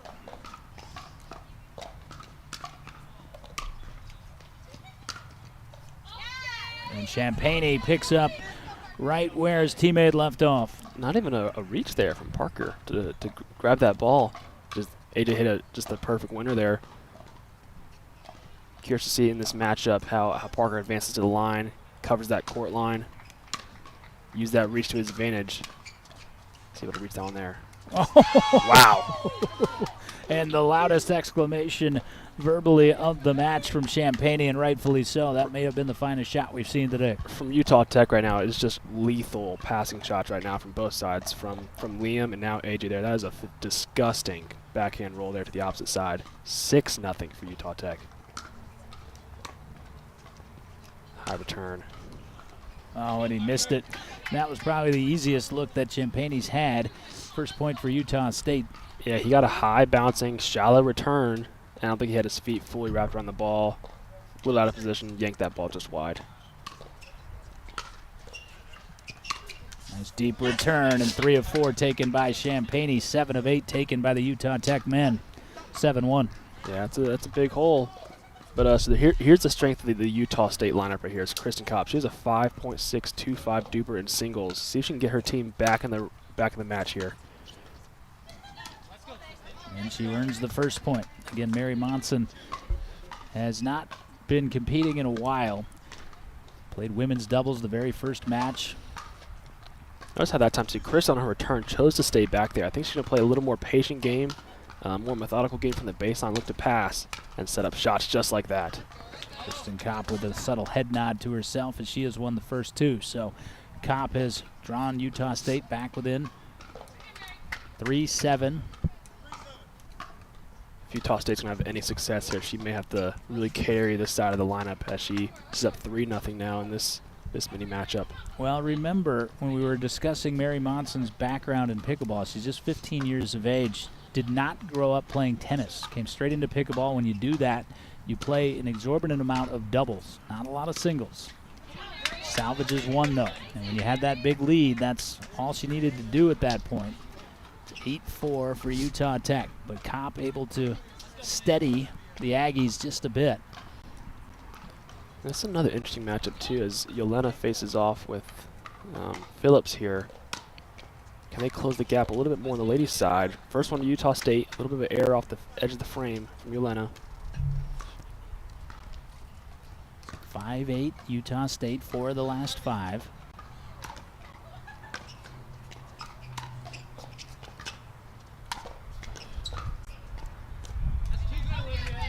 It's 5 of the last 6, and it's 6-8 now. So the Utah Tech men had the best of it, 7 out of 8. Thus far, 5 of 6 from the Utah State women.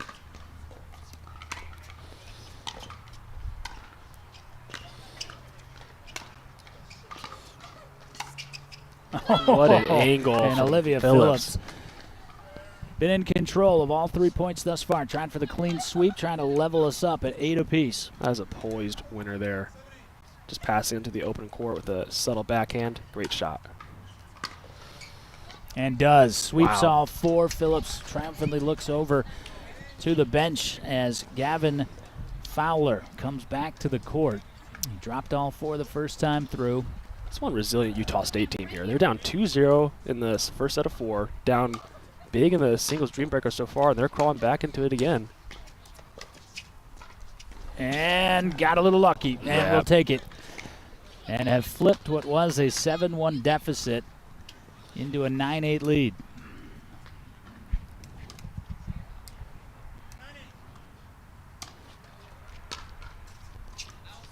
Fowler gets the first 2 on Liam this time. Went 1-3 against him the first time around, up 2-0.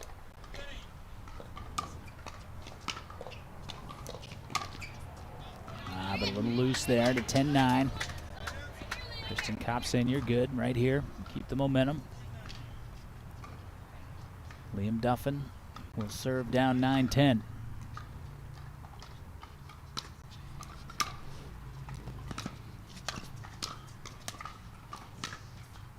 Oh, what a teardrop to the back corner to 10-10.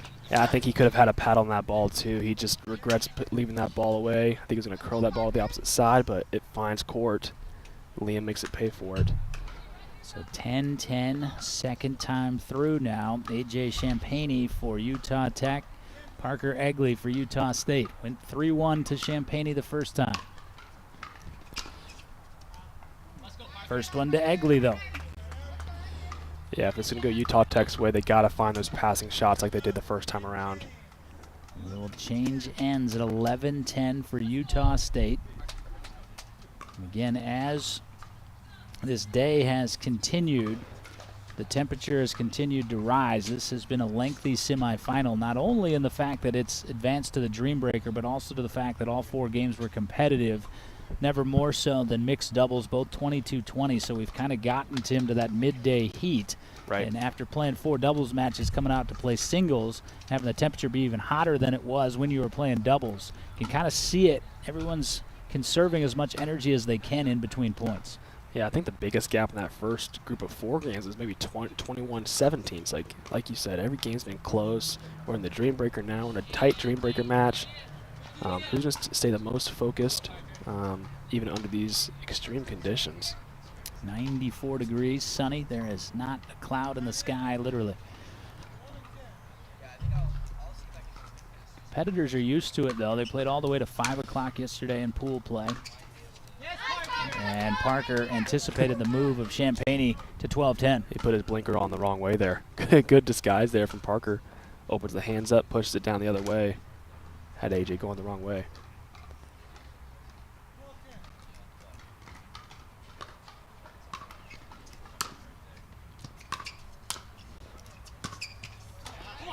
Eleven 12. Champagne trying to get some energy back. See if AJ goes short wide serve here to pull Parker off the court. He goes up the tee.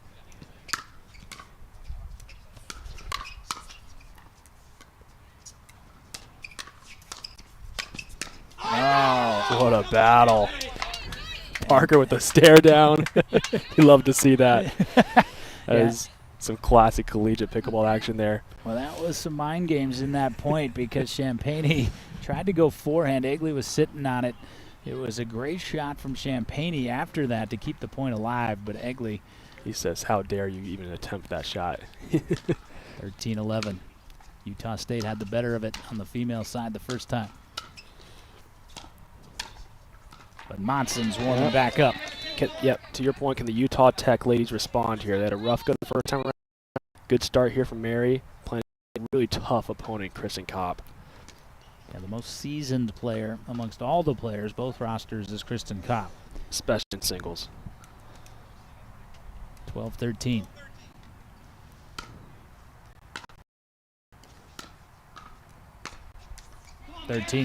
Monson lost 3 the first time, but she's taken the first 2 the second time, so it's kind of flipped. It flipped in men's. Let's see if it flipped in women's as well.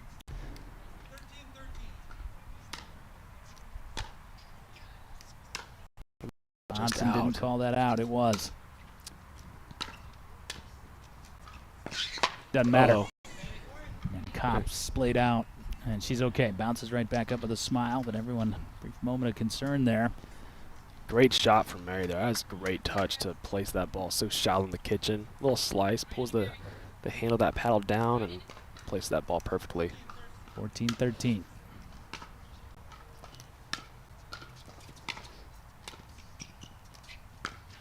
I'm not mistaken. See if she can double down here, or if Yelena responds with a flip of the script of her own, and she gets her first point. And Yelena takes the first point. They call her Yo on the lineup card. That's all they write, just Yo.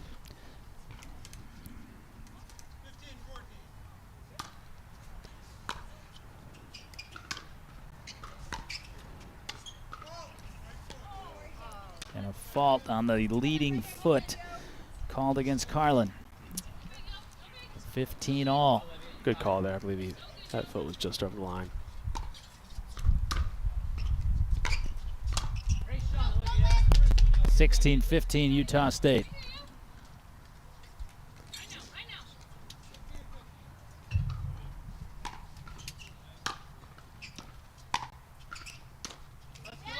17-15. So Phillips, as she did the first time through, gets the better of it the second time through. And now we'll twist back to the top of the rotation at 17-15. Gavin Fowler coming back out. Liam Duffin. Duffin took all 4 the first time through. Split the second time.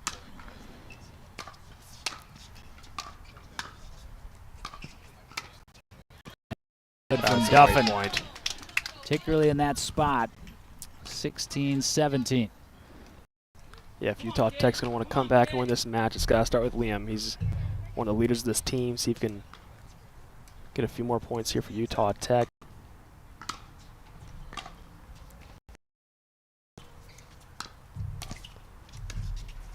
Oh, what a shot by Duffin. 17 all. I love that two-hand pass. One of the things that these two guys are doing is a lot of cat and mouse between these two. They're both disgusting from Liam. Just rips it cross court. 18-17. Looking for the sweep here. This would be huge for his team. Fowler looking to get one back.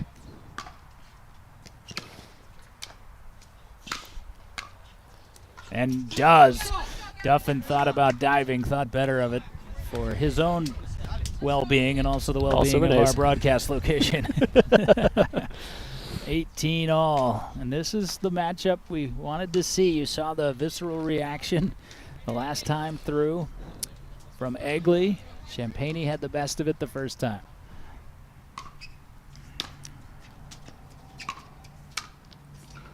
Overdid it. Knew it. Yeah, he went backspin slice. It should have been a two-hand pull to get more angle, more topspin on that shot. That ball is too high to apply backspin on. 19-18. It's a big serve from Parker here. Deep in the court. Oh, what a shot from Champagne. Similar to Leah's backhand passing shot. He finds it again. Parker's reach. He's still able to curl that shot from him. You think these two guys knew each other before today? I believe so. 19 all. Well, we're having some fun in the heat, and Champagne makes it match point for Utah Tech to force it back to his teammate Kristen Kopp.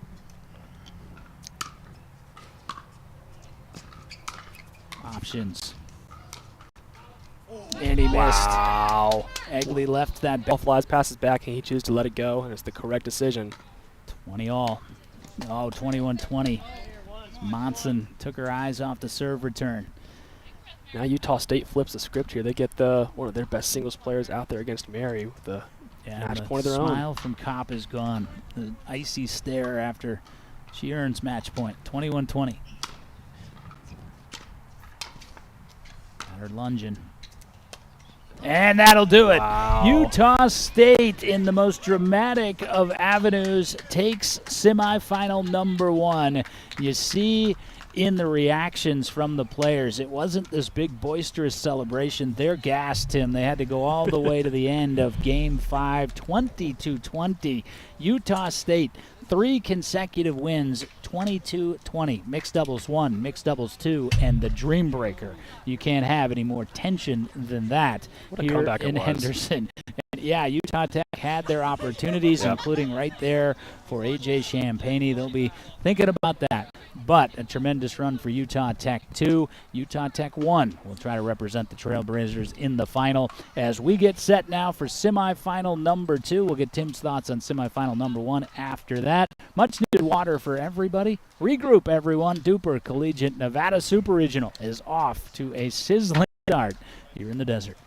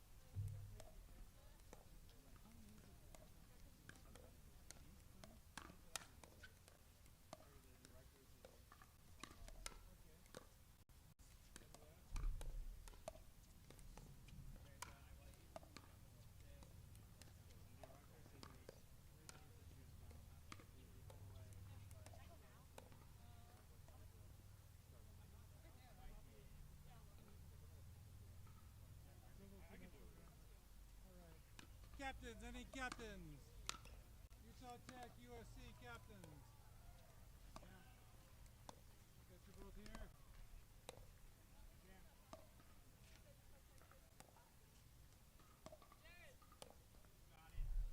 Okay, USC, you were here first. You're gonna choose one or two. You choose two. It is two. Your choice is hard. Yeah, you got three things to decide. Either be home or away, what side to start serving each game, and what side to the dream breaker first, and they responded. Yeah, so then you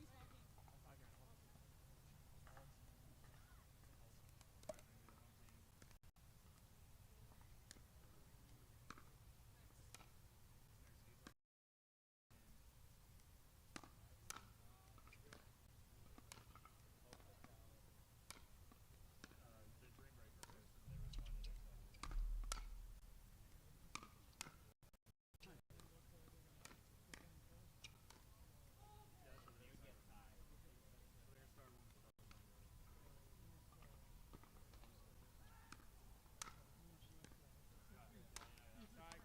So they're gonna start one for double. Okay, then go home. Day after the tour.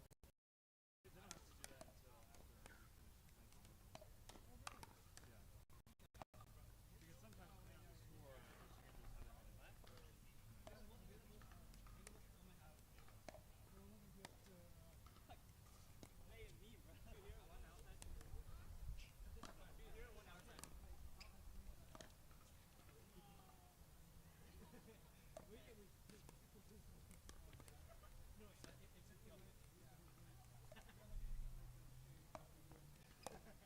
Anything else we need to know, Ref? Timeout the same? What's that? One timeout per side, yeah. Yes.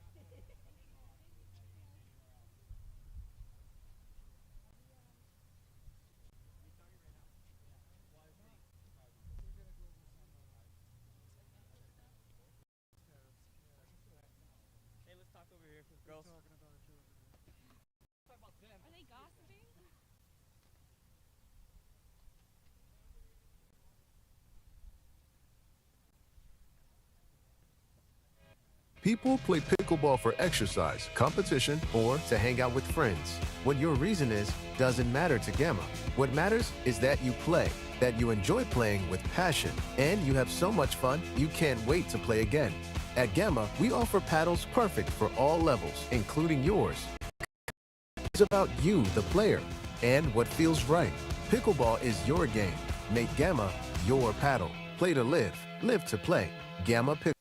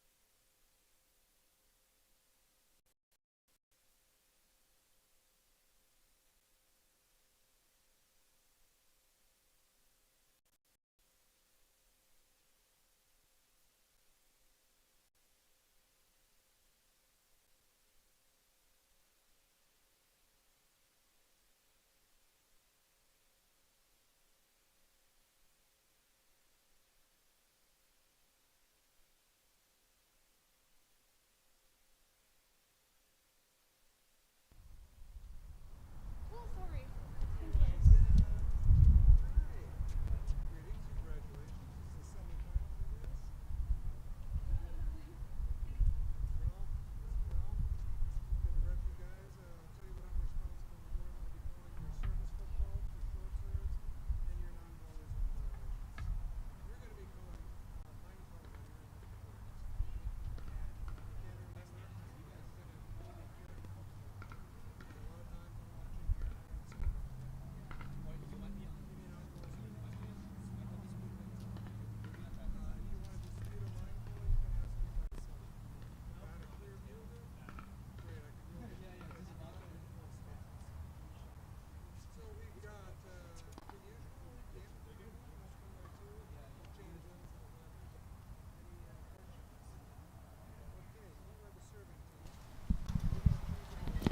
Utah State, in the most dramatic way possible, 3 consecutive 20-20 victories. Mixed doubles game 1, mixed doubles game 2, and then a teeter-totter dream breaker. They prevail. Saw them all inside this Lifetime Fitness here in Henderson, Nevada. They'll have some time to hydrate and re-energize. They'll face the winner of our second semifinal between Utah Tech's top team and USC, the ladies of Troy. And the women of Troy will serve. Kylie Tran does the honors. That is Tran in the black hat and the white top, and also Tran sending it long off that Yola Mod Perseus paddle. And it will be Utah Tech starting with the early lead. Mentioned Tran, her doubles partner Hannah Jang, not only for pickleball but tennis as well. The two represent the USC club tennis team as well. And this is Avery back serving for Utah Tech. Her partner is Cammie Bliss. Cameron Bliss. Said I always say Cameron, but everyone always calls me Cammie. You did the kind gesture of asking, and she preferred Cammie, I guess, so it works out.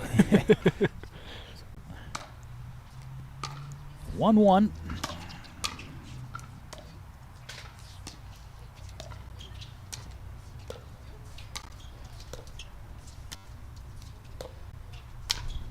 And Bliss, yep, sent that right through the sneakers of Kylie Tran, and it was also in. So 2-1 for Utah Tech.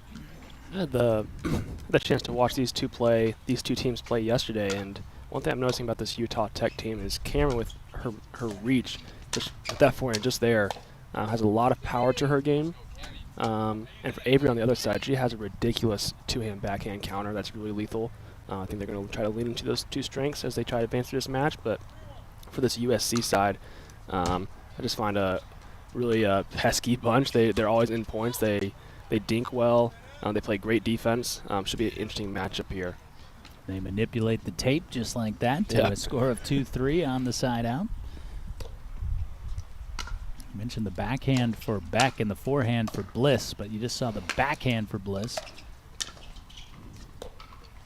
Despite that, Bliss plays the right side and Beck plays the left.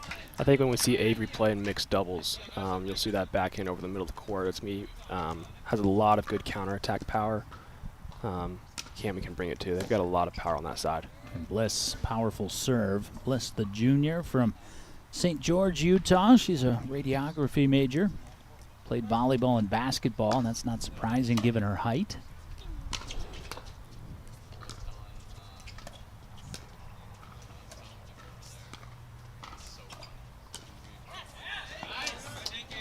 A little short as she took that out of the air, and a laugh from Hannah Jang.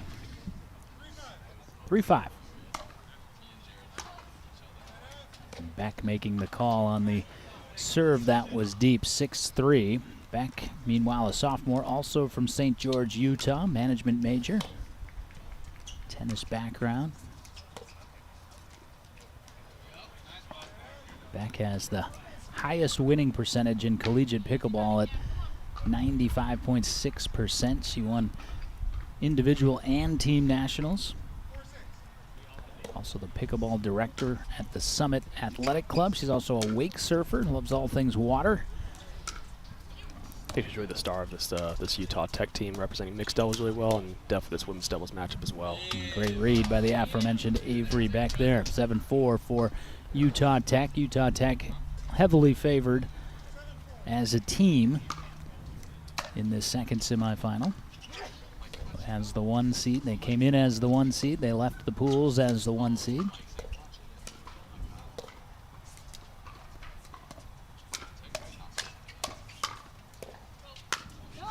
Wow, and USC, like you say, peskily hanging in there, Tim. Got it to the line, and that was some tremendous pickleball from Hannah Jang. They play great defense to keep the ball in play, and they force you to beat them with winning shots. And that's a recipe for success in a lot of situations. So keep an eye out for this team. I think they could be sneaky today.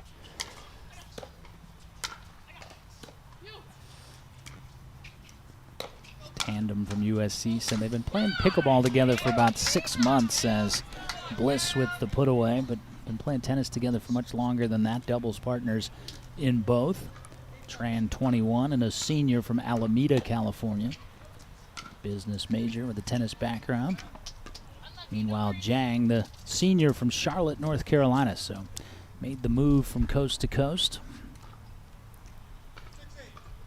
6-8. USC hanging in there in women's doubles. Her partner was almost there to pick it up afterwards. Tran was laughing as Jang was scampering, trying to get to that miss. 9-6 for Utah Tech.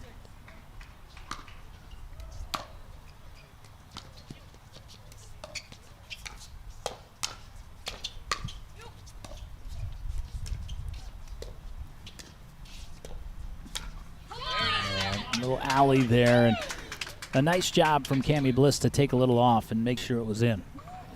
I think that's the slight disadvantage for this USC team, is there's a lot of space in the middle of the court, just due to the lack of reach they have. There's a lot of court that's available to this Utah Tech team, and Cameron was able to split the needle there and find the gap. Great shot from Cameron there to split the middle. But that time Bliss did not decelerate and sends it long. See on the apparel for the women of Utah Tech, Carbon sponsorship. Carbon paddles in both of the ladies' hands as well.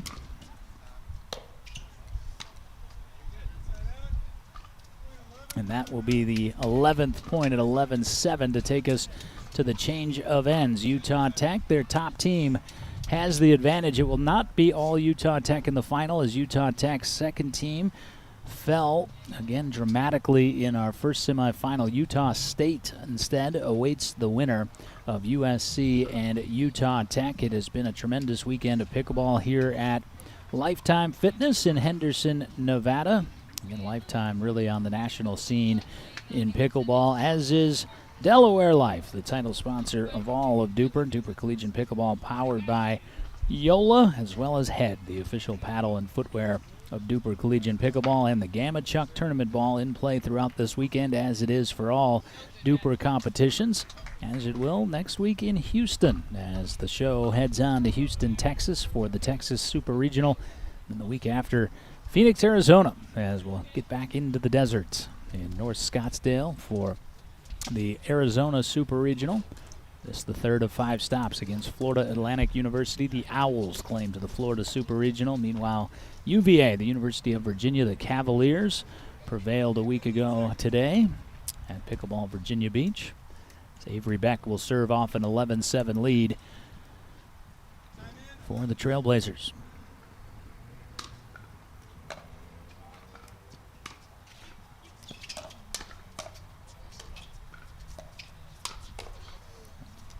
Wow. Tremendous reset midpoint there by Avery Beck. Kai was almost able to set that ball. That would have been really impressive. 12-7. But 8-12 as Kylie Tran will have the serve. Even scores in both columns.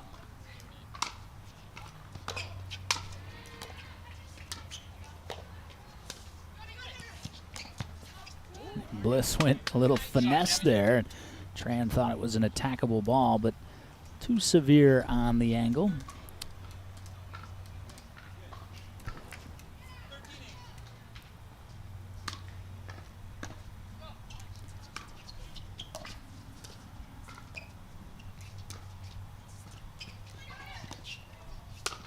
Wow. Lollipop for Cammie. Great combo, too. That may be they may be able to find a few more points there with a little lob overhead combo. Paints the baseline with that first lob, then angled overhead. Very smart play from Cammie there. And we'll get a timeout taken by USC on that put away as we look at some of the particulars from what DUPR Collegiate Pickleball has meant to the sport and continues to. First national championship back in November of 2022. There were 16 schools, 150 players. That swelled last year to 36 schools and 360 players.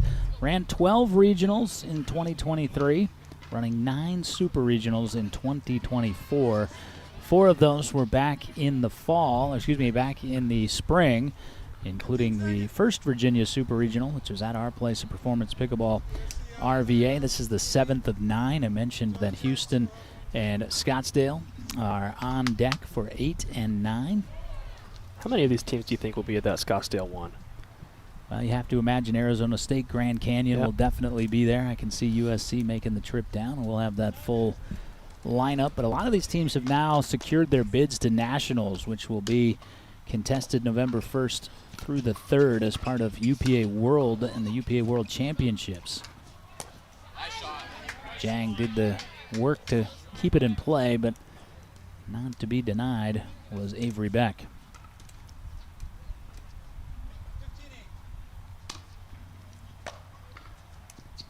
USC has secured a bid this weekend to nationals. Regardless of the outcome of this semifinal match, winning this morning against Grand Canyon University's second team. Arizona State also secured a bid. University of Utah locked one up this weekend as well. Utah Tech, Utah State, Grand Canyon University 1 already had a bid from the Utah Super Regional back again in the spring. So you play the calendar year, not the school year, and that's why you have that spring schedule now or into the fall schedule. A few of those shots where they're framed off the edge of the paddles off these USC players. A little bit of a miss hit here. See if they can recollect. Never know. You always get 1 point back, find a little momentum spree. See if they can get a good return here and play and get the serve back. Bliss having a little trouble picking the ball up. That's about the only trouble she's had thus far on our stadium center court. Jinxed her, Tim. It's my 19th broadcaster's jinx. We're only in our 3rd of 5 tour stops here for DUPR Collegiate Pickleball. She's had a lot of success of dropping that ball from midcourt, taking one big step in and swinging that forehand volley. Doesn't work out that time, but I don't mind that attempt from Cammie at all. It's that lob comp again. Yeah, that was some excellent play from Hannah Jang, but Cammie Bliss staying right in that dink rally with her. Just too much Utah Tech thus far. USC is not the first opposing school to say that.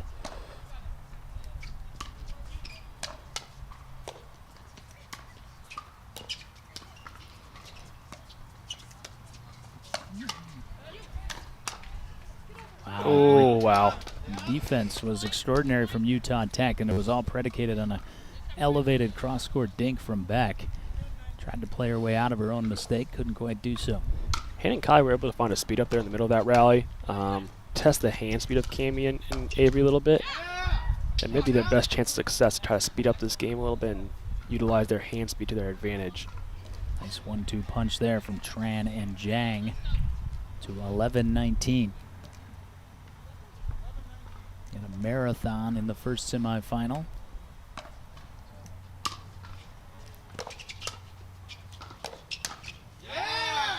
USC trying to get itself going, and that was the most determined expression I've seen from Kylie Tran. 2 heavy drives right on target.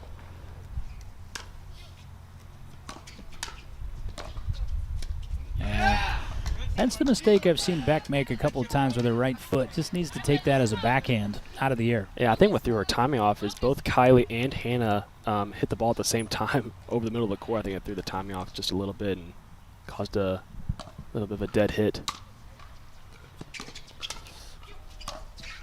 Wow. And Tran apologizing, but not for this run that USC is on. Again, it was all Utah Tech. It's kind of sauntering out to that big lead, Tim. They've ditched the dinking here. They started going attack mode. They're going speed ups, and they're finding some success here against Avery and Cammie here. I think they're going to stick to the drive and die by it.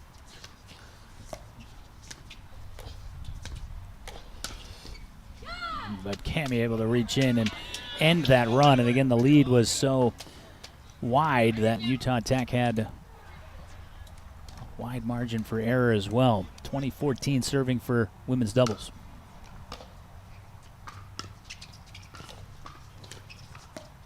And that'll do it. So Utah Tech out to the big lead. They close the door. USC will take a little bit of confidence off that last stretch of women's doubles into mixed doubles, but Utah Tech heavily favored in women's doubles. They get the job done 21-14. Right after a short timeout, we've got men's doubles. Benson Perry, Jordan Brungard for Utah Tech will take on Luke Pham and Frank Lynn for USC. Trailblazers, men of Troy, up next with Trailblazers holding a 1-game edge.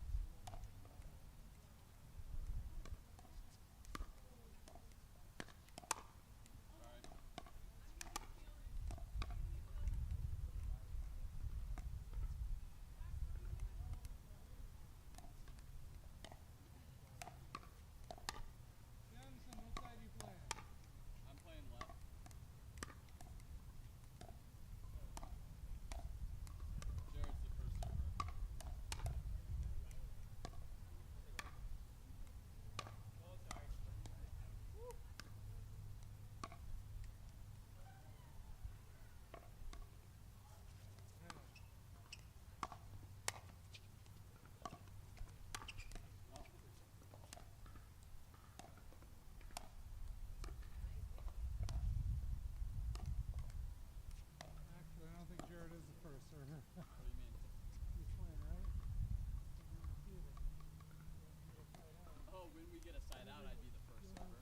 I guess so, yeah. I guess not. You are, yeah. Because you're left side when we have one. That's. Didn't even think about that. That's why I make big bucks. Yeah. I figure these things out for you. Okay, so that's Utah Tech 1.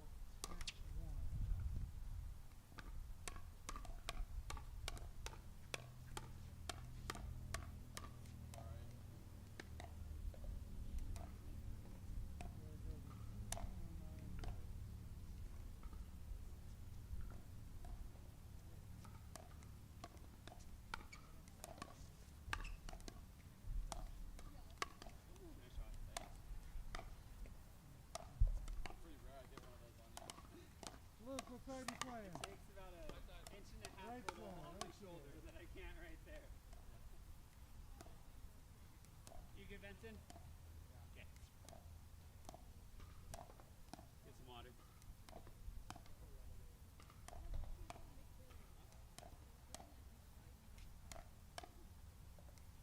Alright guys, you need anything from me? Starting over here.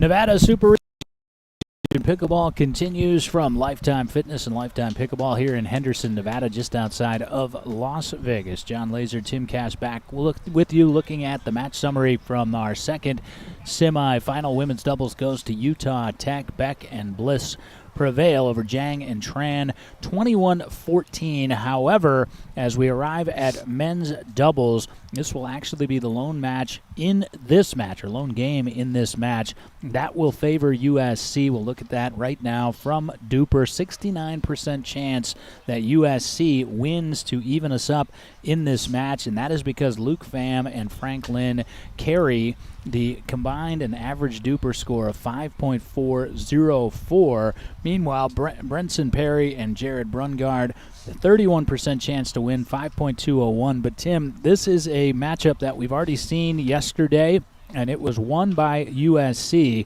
Any chance for USC in this match? They have to win men's doubles. Yeah, it was a tight match. I believe it was 23-21 or 22-20, somewhere in there. USC was actually down that game for the majority. What happened, they had Luke Pham on the left side for the majority of that match. They were down 5 points late. They call a timeout and switch, and they're already starting this match with Frank on the left side and Luke on the right side. So they're going to stick with that combination and really attack this Utah Tech team with this formation, but I think they'll be ready to play. This is a fire group. I'm looking forward to this matchup. It was a tight matchup last time. See how Utah Tech responds to overcome the men's doubles matchup.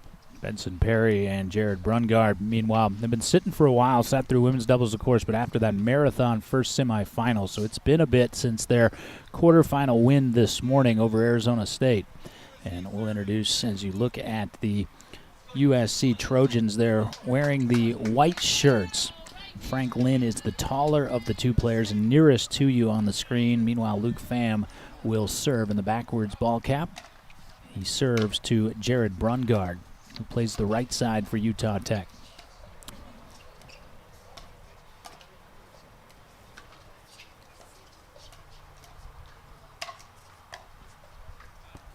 There's an interesting angle choice on the overhead, but it was a successful choice from Brungard. I think this men's USC team is really good at slowing the game down, looking for those dinking rallies, being patient in their play. I think they're going to try to force some dinking errors on both Benson and Jared's part here. See how this match continues out. 0-2 early. Yeah, Perry was able to surprise Luke Pham. And that might be the recipe there. They got to sneak in a few more speed attacks here and there. Benson Perry finds Luke just sleeping just a little bit down the alley side. Good shot there. 3-0. Nice pickup didn't surprise him there, but the fancy footwork from Perry. Man, go back a couple shots, Tim. I don't know how he picked that one up off his right foot. Yeah, he had an early jump, big step, able to dig it out, but Utah Tech with a good response here. 4-0 early. Rare game loss yesterday. And Perry displeased with himself as we meet the Trojan tandem of Luke Pham and Frank Lynn. Pham, the 21-year-old senior, Fremont, California, biology major. Played both tennis and basketball prior to pickleball, playing PPA events, including pro qualifiers, and he's going to be doing so in Las Vegas as the PPA Tour maneuvering their way west along with the DUPR Collegiate Super Regional Train. Virginia Beach concluding today, and then pick it up and move it out to Las Vegas. A lot of these players checking out the PPA event later this week. I believe, like you said, Luke Pham will be there.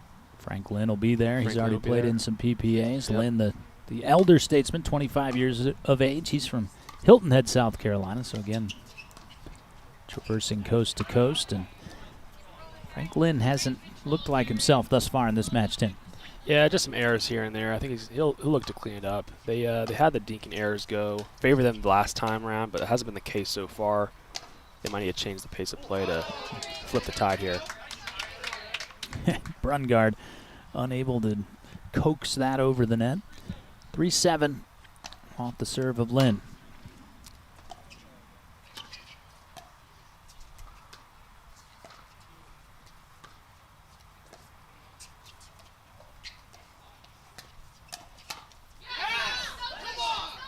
A little surge from USC here. Their team and also spectators and fans cheering on from behind. Yeah, Brungard trying to catch Frank Lynn, and now he's working his way into this match. Yeah, it's the first time Jared really tried to speed up this match, and Frank was sitting all over that. Serve to Benson Perry. Perry, 22 years of age, from St. George, Utah.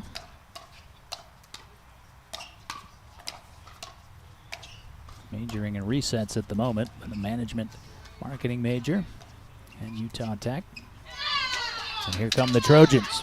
Down 7-2, back within 6-7.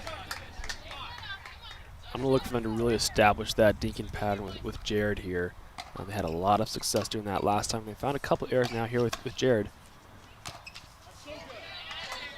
Nice drop shot there, though. Forces Luke to chase and get the side out. 8-6 off the serve of Brungard, San Diego native and 29-year-old.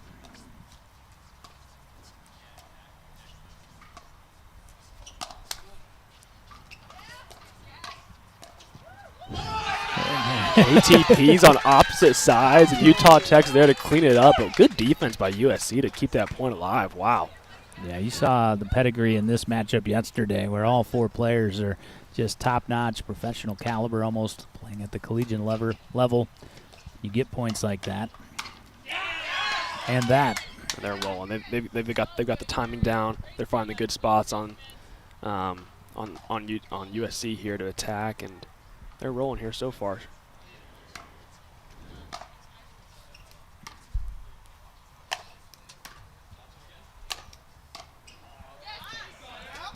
Not sure about that lob from Benson there. I think he's going to regret that there. Just get the drop shot in play, get a drive in play, transition. Big overheads from USC. It's not going to favor you too well from there. 7-10. Pham was just a bit off in his timing, and that will force the change of ends. 11-7 for Utah Tech. They already won women's doubles, looking to make it a 2-0 lead. They'll carry the lead to the other end. We'll take a brief timeout. Right back to Lifetime Fitness in Henderson, Nevada.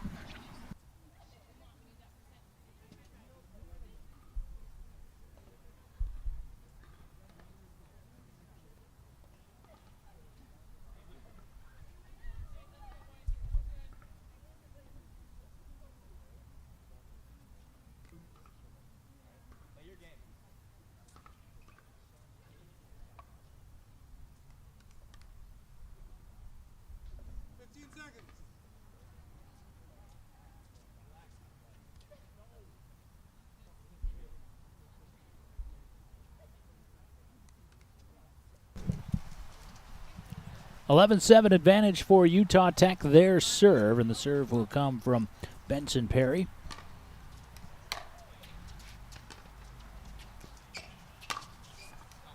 That was long, and Pham indicates it with the left index finger.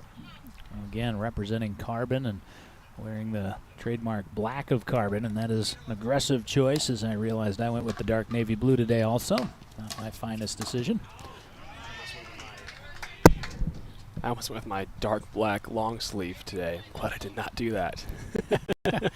Meanwhile, the tandem from USC representing Ace Pickleball today, and that was a tremendous shot from Brungard. I didn't think he had the avenue down the line. He saw it and executed it. And paints it right on there. Good shot from Jared there. 13-8 for Utah Tech.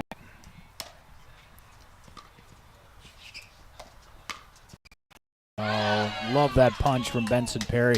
It was neither defensive or offensive. It was just what he had. Yeah, Frank just didn't get that dink wide enough. Gave angle was available over the middle of the court. USC's going to call a timeout here. Last time they met yesterday, they called timeout around the same point in the game and switch. I'm curious if a switch is in play here for this duo. At this point, any switch might turn the tide. Down again, 14-8. we'll look at it from our doubles. USC really needs to have men's doubles. It's kind of that advantage situation for Utah Tech, playing with the lead and also playing loose, knowing it's not a must-win for them. Certainly a luxury win if they can get it. Yeah, they're going to try to put themselves in the same position that their counterparts, Utah Tech, had in the first time to get a 2-0 lead. Hope to close out in the following matchup and mix, but still a ways to go. They got to get to 21 here. A lot of game left. This USC team is going to be ready to go. They get a timeout here so they can get a couple back. And we're just about ready to go off the instruction of Ralph Langevin, our head referee for the weekend. Asked him how he was holding up, and he said, holding up okay, just got to keep drinking the water. And the official hydration sponsor for DUPR Collegiate Pickleball is No Apologies. As USC out of the timeout earns the side out and their 9th point, trailing 9-14.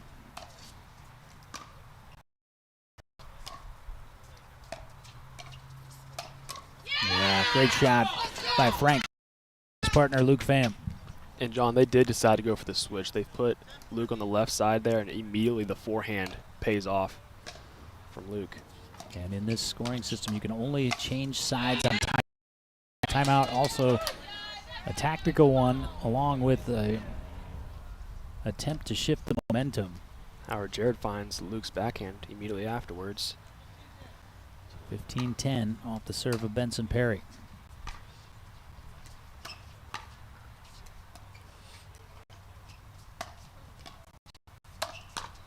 Oh.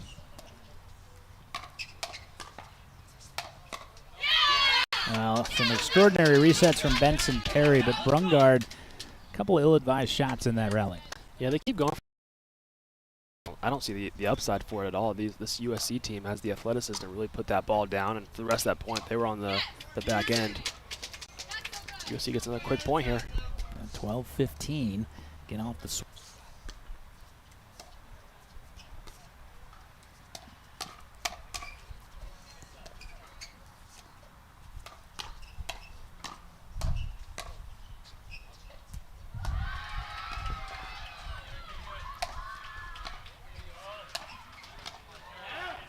Brungard did yeoman's work through that point to extend it, but you saw him just pinned back behind the baseline. And here come the Trojans, trailing just 13-15. Pham loading up. That score from Benson. He was all over that. What a shot. And earlier in that point, I'm not sure how Brungard was able to retrieve that drive. He almost just willed it back over. Yeah, that Luke Pham drive is raging right now, but Jared was able to brush it off. What a shot from Benson, though.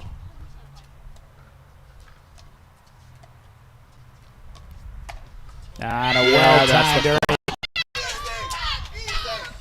Jared goes dink to Luke 4 times in a row, and he decides to one more opportunity, and he sends it right back, and Luke's sitting on the Ernie attempt. What a bait. 15-16 on the return error. Benson Perry tries to steady Brungard. Same thing as yesterday. After USC calls timeout and switch, they're starting to slowly creep back here after an early deficit. Yeah, it leads you to wonder why they don't just start in that formation. Yeah, so yesterday they started with Luke Pham on the left, and it was not working for them. They put Frank on the left after the timeout, and that's what carried them to that match. Now today's actually the opposite. They started Frank on the left, and now Luke's going to finish the game out on the left. Utah Tech just trying to finish the match in general. Couple of points, and they lead 18-15.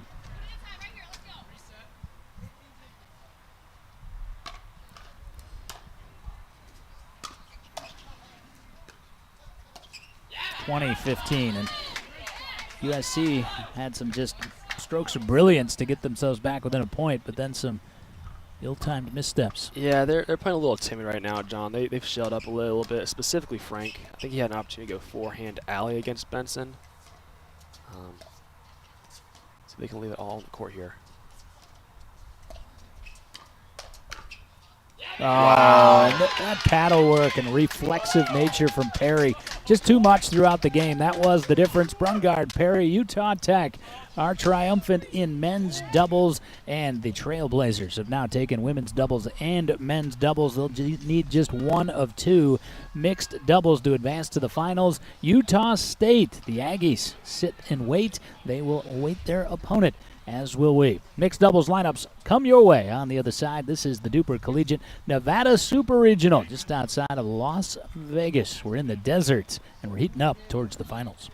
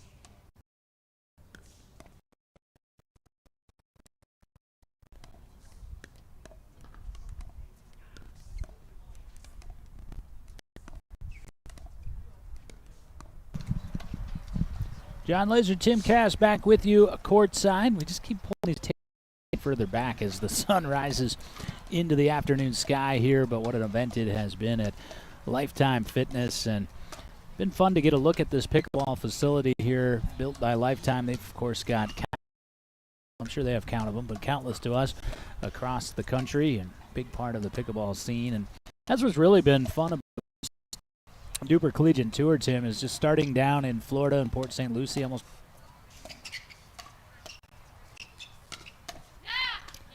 And 2-2 now. USC got the first couple, and Pham says to Jang, let's get back, come on, let's go. Amy found that backhand alley twice this match already against Luke. Missed the drop shot there, though. So they do get it back relatively quickly.